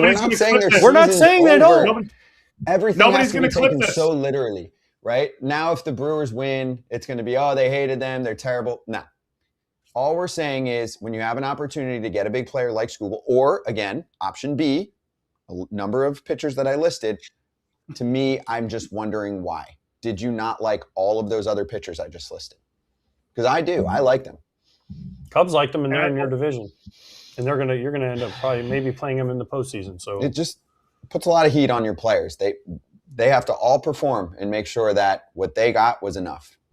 Because if not, Manny Machado, 2018, Manny Machado was almost a Brewer, to the point where Manny Machado asked somebody to take his equipment from the All-Star game back to Milwaukee.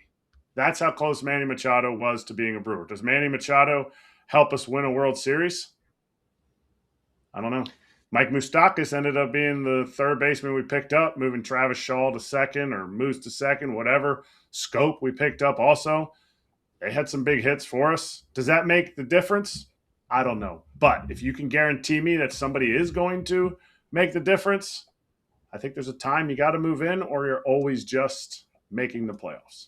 Wait, I have one quick follow-up question because I forgot about this. Kratz was on that team in 2018. What was everyone saying when you didn't come up with Machado? Honestly, we didn't know about it until after the trade deadline. But at that time, we had gotten Moose, and Moose came in and just killed it right away. So nobody really cared. But because you got an option B that was good? We got an option B that was good, which is exactly what you're saying, Scott. Yes, and that's why I asked. You say, did Manny Machado help the Dodgers get to the World Series? No, he actually fell on his face that championship series, but he was on that team, so you never know. And I've talked about it countless times about the Jacob deGrom for Corbin Burns. Never would that be a good trade for the future. And that's what people need to get through their head, is it's never a good trade for the future if you have legitimate players that you're trading away. The issue is, how much are those legitimate players you're trading away helping the current team? Luis Pena, even Jesus Mate, any of those guys, are they going to help you win a World Series this year? The answer is no. Jacob deGrom could have come over in 18. Corbin Burns helped us. Big Woo helped us. He had a dinger against Clayton Kershaw in game 1 of the NLCS. So they're different cases, but all this stuff is tried to figure it out before and coming up to the trade deadline. And you know what? They didn't get the job done, and the Brewers can still win. FT is not saying the Brewers can't still win. Yeah, the core argument is just the amount of people that think it's okay that you don't land a starter like that, and how dare we want the Brewers to be better. I just don't get. I'm like, what are we playing the game for anymore? Fine. Okay. Brewers also, again, they're going to have to. I'm just going to say this. They're going to have to go through the Dodgers, Cubs, Phillies, Braves. Those 4 teams are going to probably more than likely be in unless something crazy happens. Cubs are in. Dodgers are going to be in. Braves are going to be in. There's 3 of the, and then the Brewers. So there's 4. There's probably going to be the Phillies. Yeah. And then the Padres or Diamondbacks is the 6th. They'll be the 4 seed. So they're going to have to pull. They're going to be probably the 1 or the 2. So they'll get a bye. So they're either going to get Braves, Padres, Diamondbacks, and then Phillies, Cubs. Right? So let's say they're the 1 seed. Okay. And the Cubs are the top wild card, and they get through. And then the Brewers and Cubs have to play again like they did last year. And the Cubs go Holmes, Imanaga, Cabrera, Gausman, and with their defense and the way they're swinging. Do you feel good about that, Brewers? Zephyr John, I think, is going to be really helpful. Zephyr John was nasty last night. He pitched last night. He was nasty. He's good. I don't know. It's just us. Can the Brewers do it? Absolutely. Can the Brewers do it? 100%. But if they don't, I'm not going to say I told you so because it's not in our nature. But if they do it, then we'll have I told you so. Well, it's in my nature, so I'm going to do it. Okay. Well, because you know what? Sometimes we fall on our face too, and we're dead wrong, and we say I'm dead wrong. But right now, we'll see what happens. Let's get to one other issue in Milwaukee right now. Booing of Christian Yelich. Pat Murphy, Brewers manager, talked about it. I heard a couple fans today, the kind of start getting down on Yelich, and I know some of you guys are talking about the last this many games or that many. Like, look, guys, this guy's meant unbelievable amount to our organization, and the way he leads in there, you guys don't get to see. He doesn't need my protection. He doesn't need me to speak up for him, but he needs encouragement. So I'm asking the fans to understand this guy. Remember who this guy was. You know what I mean? I don't know how many MVPs the Brewers have had in their past history. MVPs. I'm just saying, Yelich, like, God, he basically won 2-2. If at 19 he doesn't go down at the end, he wins that. So let's not forget what he's done. And that doesn't give him the grace to not, if he's in the lineup, he's got to perform, and he will. We just can't start piling on when this guy's done a lot. He deserves the respect, and hopefully our fans understand that. That's when, again, if we're going to thread the needle, we need Yelich. Do you think they're going to give him the Trey Turner treatment? I think Brewers fan. I think it's a minority that was booing him. I think it's unfair. I agree. I don't remember the Brewers booing him. Well, he heard some enough booing that he felt like he needed to say something. I don't think they needed. He wouldn't. Look back at his 2 MVP seasons. I know he only won 1 MVP, but those 2 seasons were elite. Last year, he was a ridiculous contributor to this team. A 3 WAR, a 2.3 WAR in 73 games, an all-star in 24. Like, this dude is 100% everything that Pat Murphy said he is, and he means everything to all these young guys that are doing well. I would bet for Christian Yelich to be a major part of this team. If they're going to win, he has to do well, and I think he will. What did Murph meant when he say thread the needle? If we're going to thread the needle, what is that? I want to know. That's what been my follow-up. What do you mean, Murph, by threading the needle? Get by without Skubal. I don't know. That was when his quote to me was, if we're gonna thread the needle. What does that mean? That would be my follow-up. Whoever was in that room, McAlvey, whoever it is, I would have said, what does threading the needle mean? It means it's hard to win the World Series. Oh. That's what it means. Oh. Okay. I don't know. It was just an interesting choice of words from Murph to say thread the needle. Sometimes managers are very calculated with how they say things. Not holding back. I'm saying there are messages within their words. Yes, that's why it was very interesting. Yes. And Murph is one of the best at doing that. He's so good at it. That's why I was wondering what that means. I want to make sure we have. We never even talked about this when we were in Milwaukee.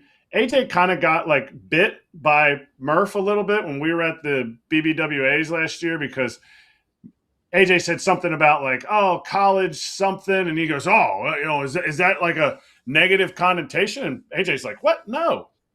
But Trevor McGill came on the show and was like, we kind of have that, like Murph kind of has that like college mentality. So I wonder if he bit back at Trevor McGill. I know this was back a few days when we were in Milwaukee, but AJ called a spade exactly, and Trevor McGill said the exact same thing. I don't know. I think that college mentality is a positive thing that the locker room sees. And I think Murph is sometimes like, oh, no. I 100% meant that as a compliment. I think that's awesome the way they play. I love the way they play the game. Yep. I cannot compliment the Brewers anymore. And I've said it to Murph, and I'll say it to Murph till I die, that I love the way he goes about what he does and the way he protects his players.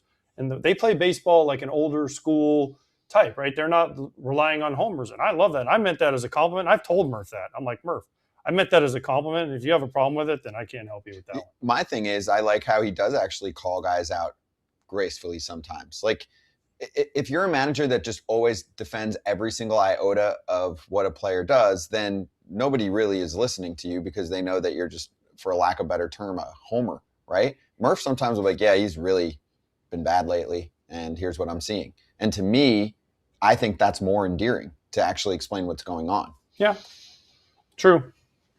More real. More professional. Anyways, like I said, I love Murph. I love Matt Arnold. I love Vassallo. I love Bernie Brewer. I think the Brewers are awesome. I think they're fun. I can't wait to go there in the postseason. It's going to be a rocking. Yep. Jerry, and if they play the Cubs, I hope they sweep them. No, actually, hope they win in 5 because that means I get to go to more playoff games. But, I mean, obviously, we all know where I stand on that one. More steak dinners for AJ. Oh, carnivore. Yes. There's some good ones out in Chicago. Okay. Jerry Dipoto, running the front office for the Mariners for a while, did a little bit of buying. And he was asked about Kade Anderson, who is one of the top pitching arms in the sport, pitching prospect arms in the sport, and when we could see him and how they might implement him. Yeah, we're not going to put Kade in the bullpen. He's the best starting pitcher in the minor leagues. I think he leads the minor leagues in everything, not the Texas League, but the minor leagues. And he is trending in every way you can. There's extra velocity. The precision has come so far, even since the day he signed. He's doing everything we could possibly expect or ask of.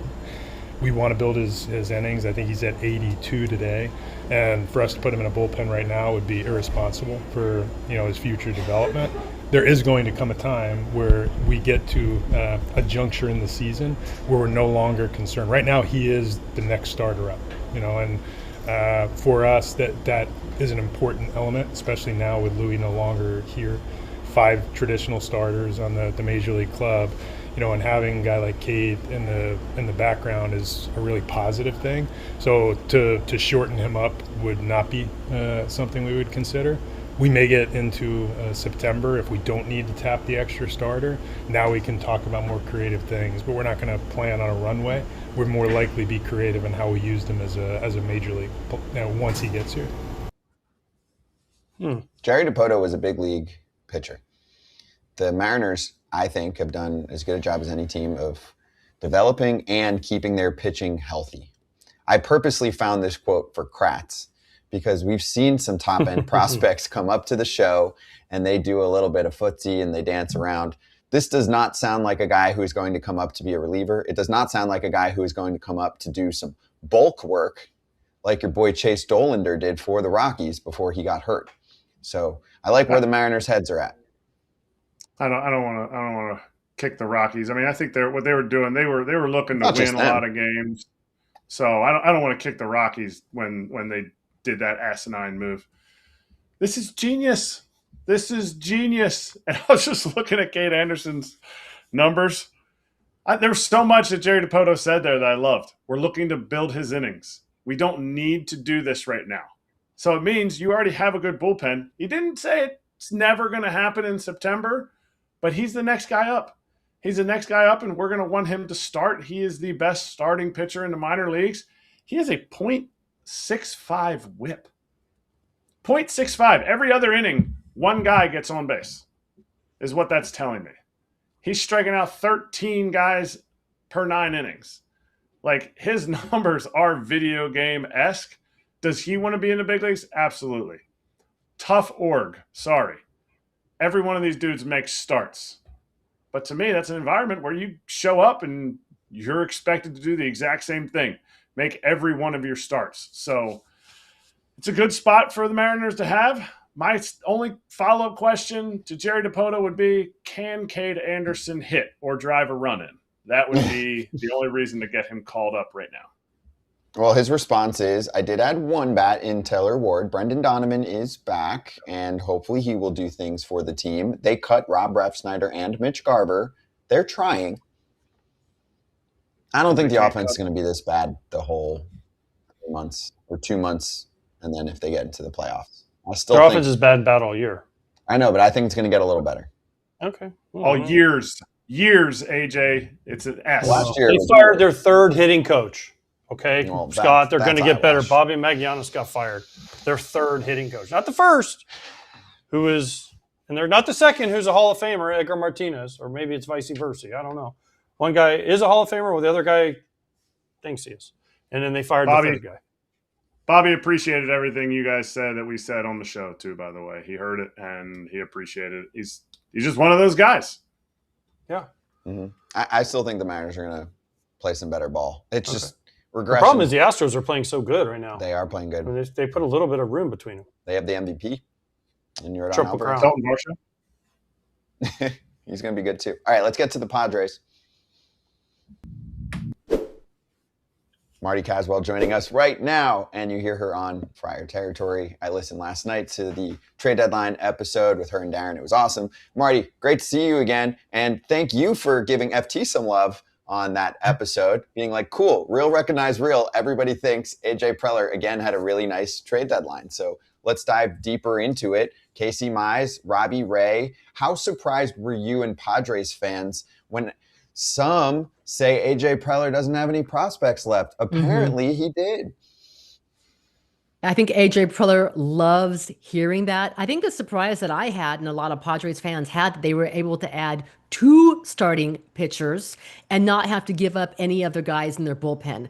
Mason Miller was never going to be traded, that they were able to go ahead and hold Adrian Morejon, who can be a free agent after the season. They can keep Jeremiah Estrada, Wandy Peralta, Yuki Matsui. I think we are pleasantly surprised that the Padres were able to go ahead and give up prospects that are not going to we're not expected to impact the Padres in the foreseeable future. So listen, on that last homestand, which we said was a crucial homestand, right? 6 games versus the Rockies and the Giants, the Padres got a total of 10.1 innings from their starting pitching, okay, from Michael King and Walker Buehler. The rest of it was made out of bullpen games. You guys know, not sustainable if you want to be a legitimate playoff team. So the Padres adding Robbie Ray and Casey Mize and not giving up their top prospect in Ethan Salas, a very pleasant surprise.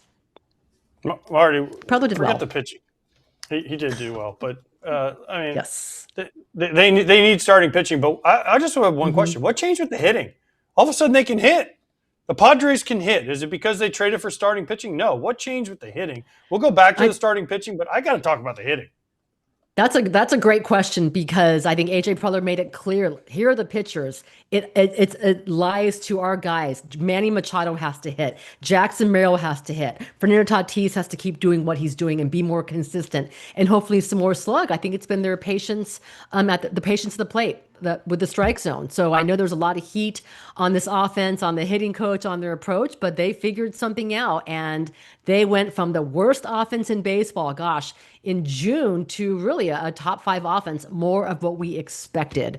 And they've also got some health too. Jake Cronenworth had a concussion that he played with. It was for a couple of weeks. Then he goes on the injured list. He's been a lot better since he returned. Freddie Fermin got hit in the head quite a few times as well. I think he had at least 2 stints on the concussion list.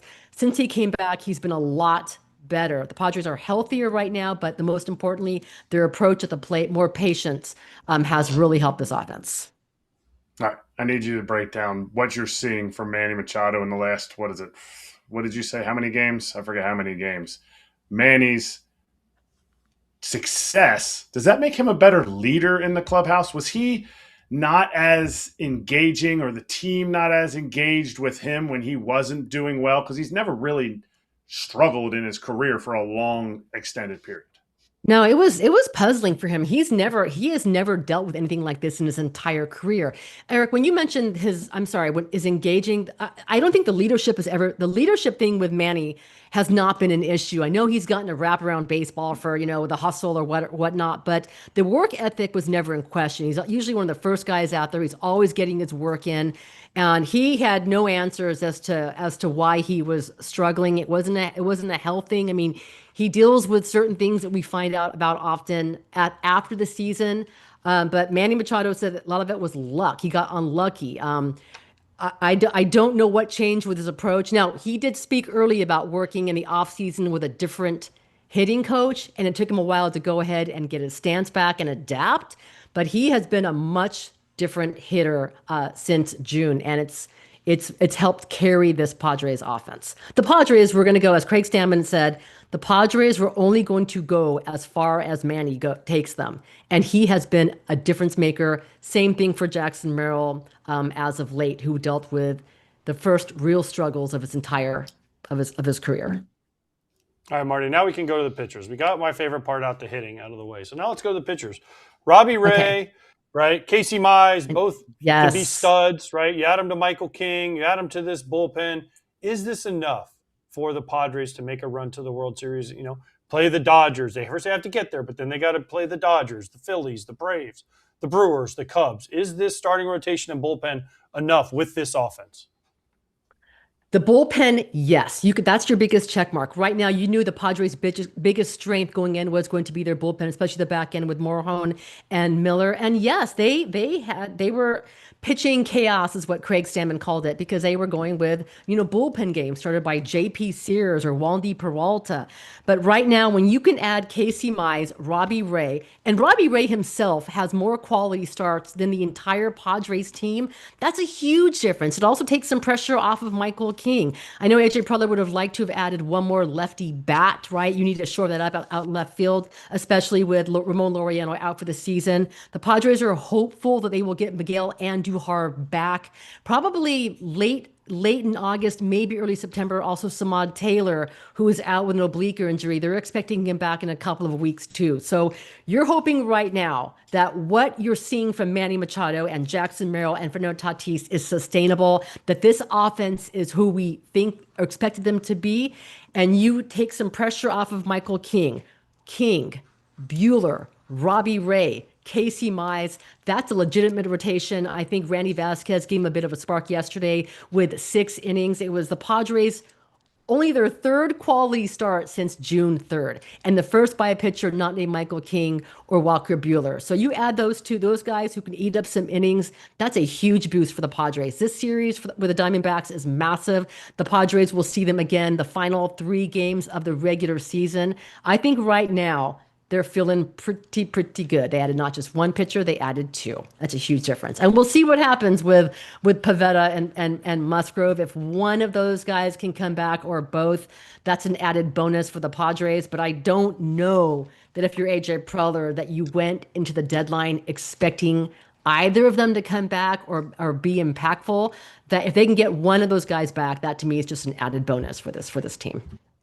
Well, before we get to the whole Pivetta and Musgrove thing, like you just said, who gets pushed out? Who gets pushed out when one of those guys – I think one of those guys comes back and is a starter for this team.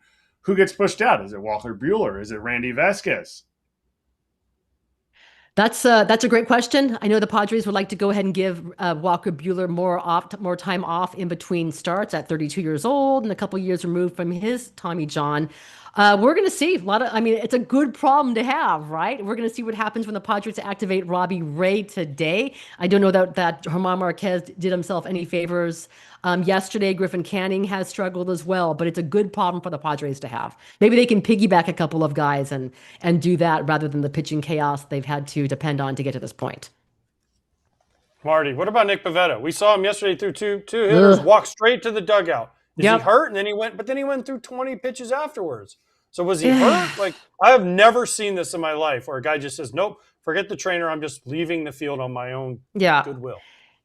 He felt something in his elbow, and it was the first time that he had felt something as he makes his rehab. He pitched in a bullpen session at Petco Park, as did Joe Musgrove over the weekend. He did not feel anything, but yesterday he felt something in his elbow. He took himself out. He went into the clubhouse with a trainer. He sat on the bench. He started to feel a little bit better. So then he goes into a cage, and he threw, and he felt better. So I thought Joe Musgrove had a good point when I asked him about what he's seen from Pivetta as they rehab back. And he said, I think for him, it's confidence and trusting his arm. There's been days where it's been hard for him to really let the ball go and be confident going through his motion. So he thinks that maybe there's a mental block that if I rip this, am I going to set myself back? As you guys know, Nick Pivetta has a very important date coming up on August 22nd. If he does not return by that point, the Padres can turn his player option, which amounts to $32 million, into a team option. So I don't know if Pivetta is feeling just all that pressure of that date and the uncertainty of his future and what could happen. But he felt something yesterday. The Padres are waiting to see how he feels today, how he came out of his additional throwing session before they make any additional moves or release any information. But how he came out of that second session will say a lot. The good news for the Padres, they don't have to race him back. The same thing for Joe Musgrove because they have the two additional arms.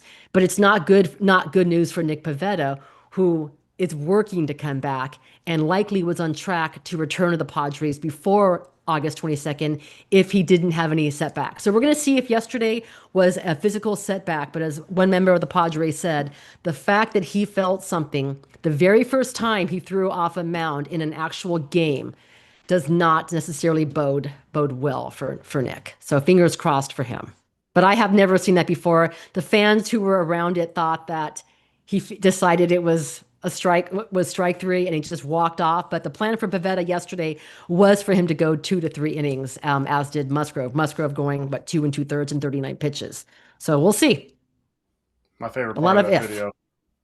We watched if you watch the second baseman, third baseman, or second baseman, first baseman, base runner, first base coach, they're all just like, what? So yeah, nobody's seen that. No one before. knew. No, fans didn't know. The umpire seemed confused. The guys in the dugout like, what's going on? Like waving him back, like, hey, that's just 2 outs. So I don't know. The Padres fans have to be optimistic about the future because clearly AJ Preller was allowed to spend some money, which everybody knows that this new ownership is coming on board, and you would think they wouldn't not spend money, but you just don't know. He was allowed to spend money. Is that true, or is that positive for the future? Erik took on, I think, $8 million by adding those 2 players, which is great because we didn't know. That's been the big question mark, and that was the question that was asked of Preller when he spoke to the media before the trade deadline, because he doesn't necessarily have the conversations with a new ownership group, Jose Feliciano and Kwanzaa Jones. And by the way, they are expected to go ahead and take the official reins from the Seidler family in the next week and a half or so. But yes, Preller made it clear to us in his trade deadline Zoom that he has been in talk with the ownership group, and that allowed him to go ahead and take on a little bit of money at this deadline. So yes, the fact that he was able to do this bodes well. Hopefully we will find out a lot more about the ownership group when they speak to us in a couple of weeks, but I think it's a good sign. And listen, you guys see it, man. They're packing it in at Petco Park. I would be shocked if every single game the rest of the season is not a sellout, which is a complete different scene from what we see the team they're chasing in the Arizona Diamondbacks. The Padres are on track to draw more than 3 million fans for the 4th consecutive year. If you're that ownership group, and this is what you paid the record $3.9 billion for this franchise, you want the sellouts, you want the playoffs. And the fact that they let AJ Preller add some money to the deadline is a very good sign, I think, for Padres fans. They should be excited because they went for it. AJ Preller went for it. That's what he said. I love your criticism on the Brewers and them not going after Skubal when they had this chance. The Padres, AJ Preller, they know they have a very particular window with this group of players. And so when you're going for it, when your goal is, we have a chance at the playoffs, man, we're going to go for it. It's a good sign that they spent some money. Someone's at my door. Nope, you're good. Well, perfect timing, actually. And I love literally all 15 minutes of this. So, Marty, go ahead to the door. Tell them next time they got to know that you're live on the show. But yeah, last point. Okay. You got something? And I have one more point for AJ Pierzynski, because the last time you were on the show, you're asking me, what does it take to go ahead and get a player on this show? The answer was very, very obvious. You call your buddy the Pope and you say, listen, you have him put a request into the Padres. Say, listen. They would still say Machado. no. They would still say they're focusing on playing. They would still say that. I thought, no. And that only works, Marty, for the White Sox, because he's a White Sox fan. So that only works with them. They would say, Pope doesn't like us. They say we're focusing on play. Just because we're the Friars doesn't mean that we believe in. They would say that. We've had guys on. We have. On. I was on that show, so I. No. Listen, Marty, we have had Padres on. There's a bunch that we've had on. We've had Cronzone on. He's the best. Sheets on. We've had Musgrove on. Musgrove's awesome. Musgrove's the man. Darvish, no. Mason Miller comes on all the time. Mason Miller's awesome. He's great. Yeah. Mason Miller not traded. What a bonus. Yes. Love that guy. I can't wait. This is going to be fun, especially since Fox has the National League this year, Marty. And I'm probably, but I would love to do the Padres-Dodgers series again, like I got to do a few years ago. That's with fun. the goose and the whole thing that landed. It's a great rivalry. And so great. A lot of teams, because I've been listening to every FT Network show and their trade deadline shows, Marty, and some fans, sending in questions and hosts answering. They're like, "Why didn't we get Mason Miller?" Mason Miller wasn't available at the end. Nope. Did Preller listen? Probably, but by the time we got to the deadline, they were playing well, and he's like, "Nothing's going to move him." So for fans that are disappointed, he wasn't going anywhere, right? He was not. I think Miller kind of knew. Because when we were asking him about the trade deadline speculation, he would say, I see what's out there. I see it on the internet. I'm hearing it on Foul Territory. But based on his conversation with management, he had a pretty good indication he wasn't going anywhere. I mean, AJ Preller has coveted 3 players badly that I know of in his tenure as Padres GM. One was Shohei Ohtani, didn't get him. The other was Juan Soto, got him. And the other was Mason Miller. And he gave up his favorite son, DeVries, to get him. Mason Miller was not going anywhere. Wait, one more. I think there's one more to add to the 4. Wasn't he obsessed with Trey Turner because he gave him away and then he was trying to get him back and all of that? Yes. Yeah, he did try to get Trey Turner back. That was the first. I think like Preller's first thing when he became GM was to get rid of every single player that was drafted by Josh Burns. And so I remember how strange it was seeing Trey Turner. He couldn't get rid of him yet. He's there in spring training, knowing he's going to be traded. It was so awkward. But yes, he tried to get him back, and that didn't work. So right. So it's okay. He pursues the top talent, and he's got a good track record. And he's a fun GM to follow. Fans cannot complain about the activity that he creates. All right, go for it, Marty. Do your thing. We've kept you long enough. Have fun, kiddos. Great timing. See ya. Perfect timing. Bye. Do your thing, Marty. Thank you. Love it. Love it. It's summertime. Kids are everywhere. They're home. Exactly. Marty's awesome. Check her out with Darren Smith. Check him out on Friar Territory. Looking on the screen at an episode that had Kirchin, but they're great. Their trade deadline episode was really, really good. So give it a listen.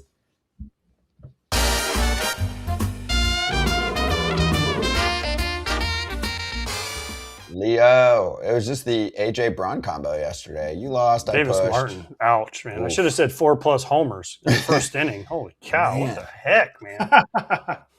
He's mostly been really good. He's but then he's the last few starts. I know he's struggled, but he consistently has gotten strikeouts. But he got 1 strikeout. I mean, he did give him 5 innings, which was nice. But wow, yeah, wow, that wasn't pretty. But anyways, Tampa Bay and Colorado, they didn't disappoint. They score 1 billion runs every game. All the runs. Oh my gosh.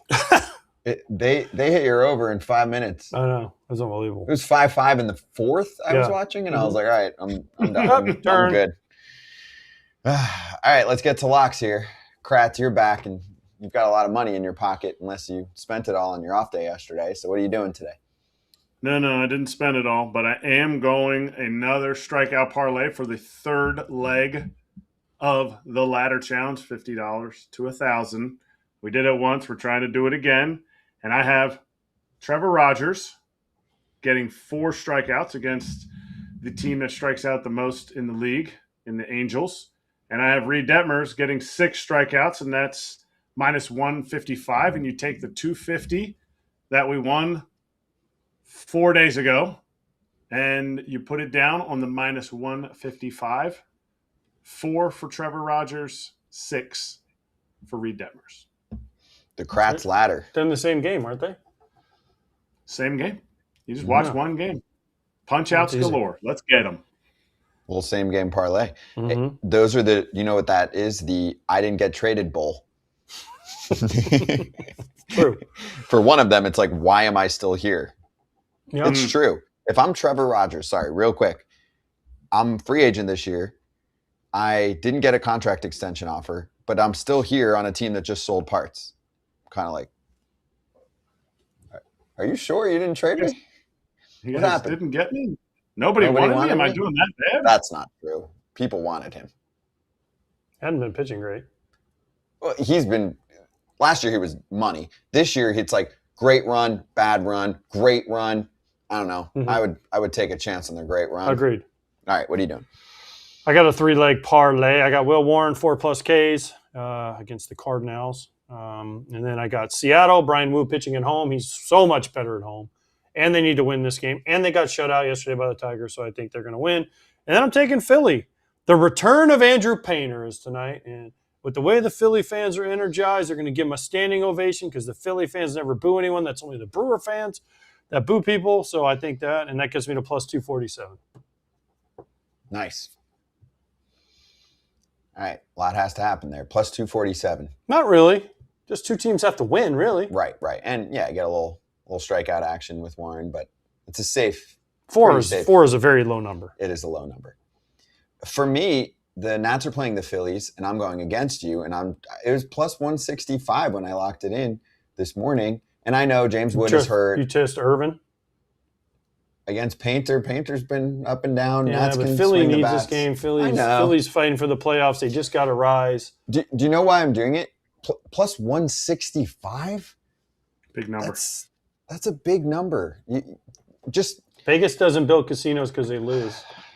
Well, we can talk about your parlay for that. I'm picking one game where I'm like, the pricing was too good to pass up for me based on how the Nats have been this year. So that's all. Either you're going to be happy or I'm going to be happy. Well, I'm going to be happy regardless. I'm just a happy person. You are. Well, so am I. All right, let's get to World Series line movement. So the lines get set in November, right? And they open up. Now, post-trade deadline, Yankees +600. This is just AL East, then we'll look at some others. The Blue Jays Red Sox are +20. Red Sox is my bet. There's not even another one on the board. Red Sox, boom. Not the Rays? +20,000 for the Blue Jays. Blue Jays aren't winning the World Series. They're not making the playoffs. I know. It's wild. Orioles ain't making the playoffs. They're out. They're +10,000. Dude, the Red Sox, +1,700. They're the team right now. Not the Rays +1,400? I'd still take the Red Sox right now. Okay. Maybe Red Sox are just, I don't know, sometimes just things click, and right now it's all clicking. 54%. I like the Rays on that list. I like the Rays. just because of where it's at. Obviously, I would have loved to have bought it before the season, but I didn't believe in him. There, said it. It's honest. If you find value on the board, let us know if you've got something. Otherwise, also, if you're in the BetMGM app, you can play the Swing for the Fences game every day, all season long, to score bonuses, boost tokens, $50 bonus bet could be in there, depending on the result of your swing. If you get a hit, it could be a bonus like a parlay boost token, the same game parlay boost token. So go check that out. Gambling problem or concern, call 1-800-GAMBLER.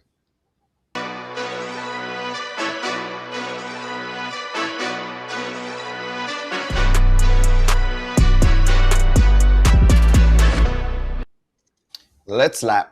There were a couple things we didn't get to.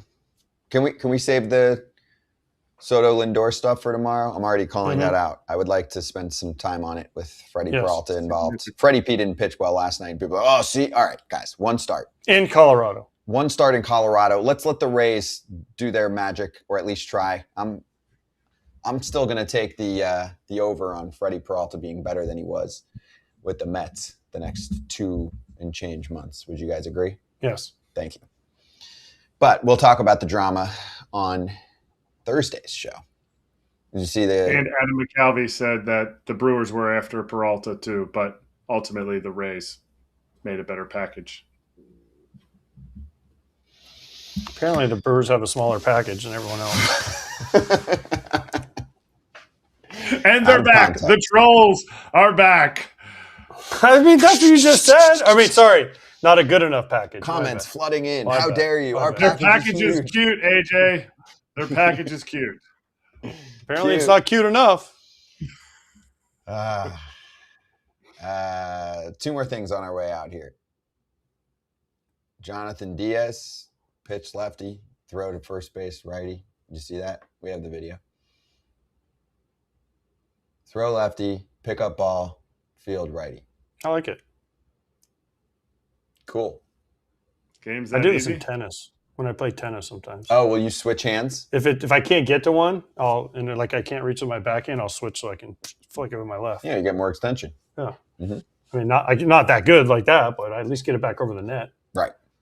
He would have had a spin and throw if he fielded it left-handed. It would have been safe. The game's that easy. Merch on the way out. More merch. We're creating. Sarah's sizzling behind the scenes. Yandy Diaz, James Wood, Michael Harris. The Yandy one is sick. I mean, they're all great, but Yandy one that's is going to pop. The City Connects with the funky skateboard riding. I like the vibe there. I need the Yandy one in tight sleeves. I need see if Sarah can get me a custom shirt that has a little bit tighter sleeves so I can look like Yandy too. The bicep day Yandy one. By the way, PCA homer, leadoff homer after Shohei, and now just RBI double. He's so good right PCA now. PCA so hot right now. He is. That Hansel. Thursday show we'll have drama. We'll talk about the Lindor Soto stuff that Freddy Peralta put together, and special guest on Thursday is supposed to have Ozzie Guillen. We'll see if we can understand him, but we're going to have Ozzie Guillen, allegedly. We'll see. You will be the interpreter. I don't even speak Ozzie. No one speaks Ozzie except Ozzie's kids. He's been requested. He will be on the show. He said yes. He said yes.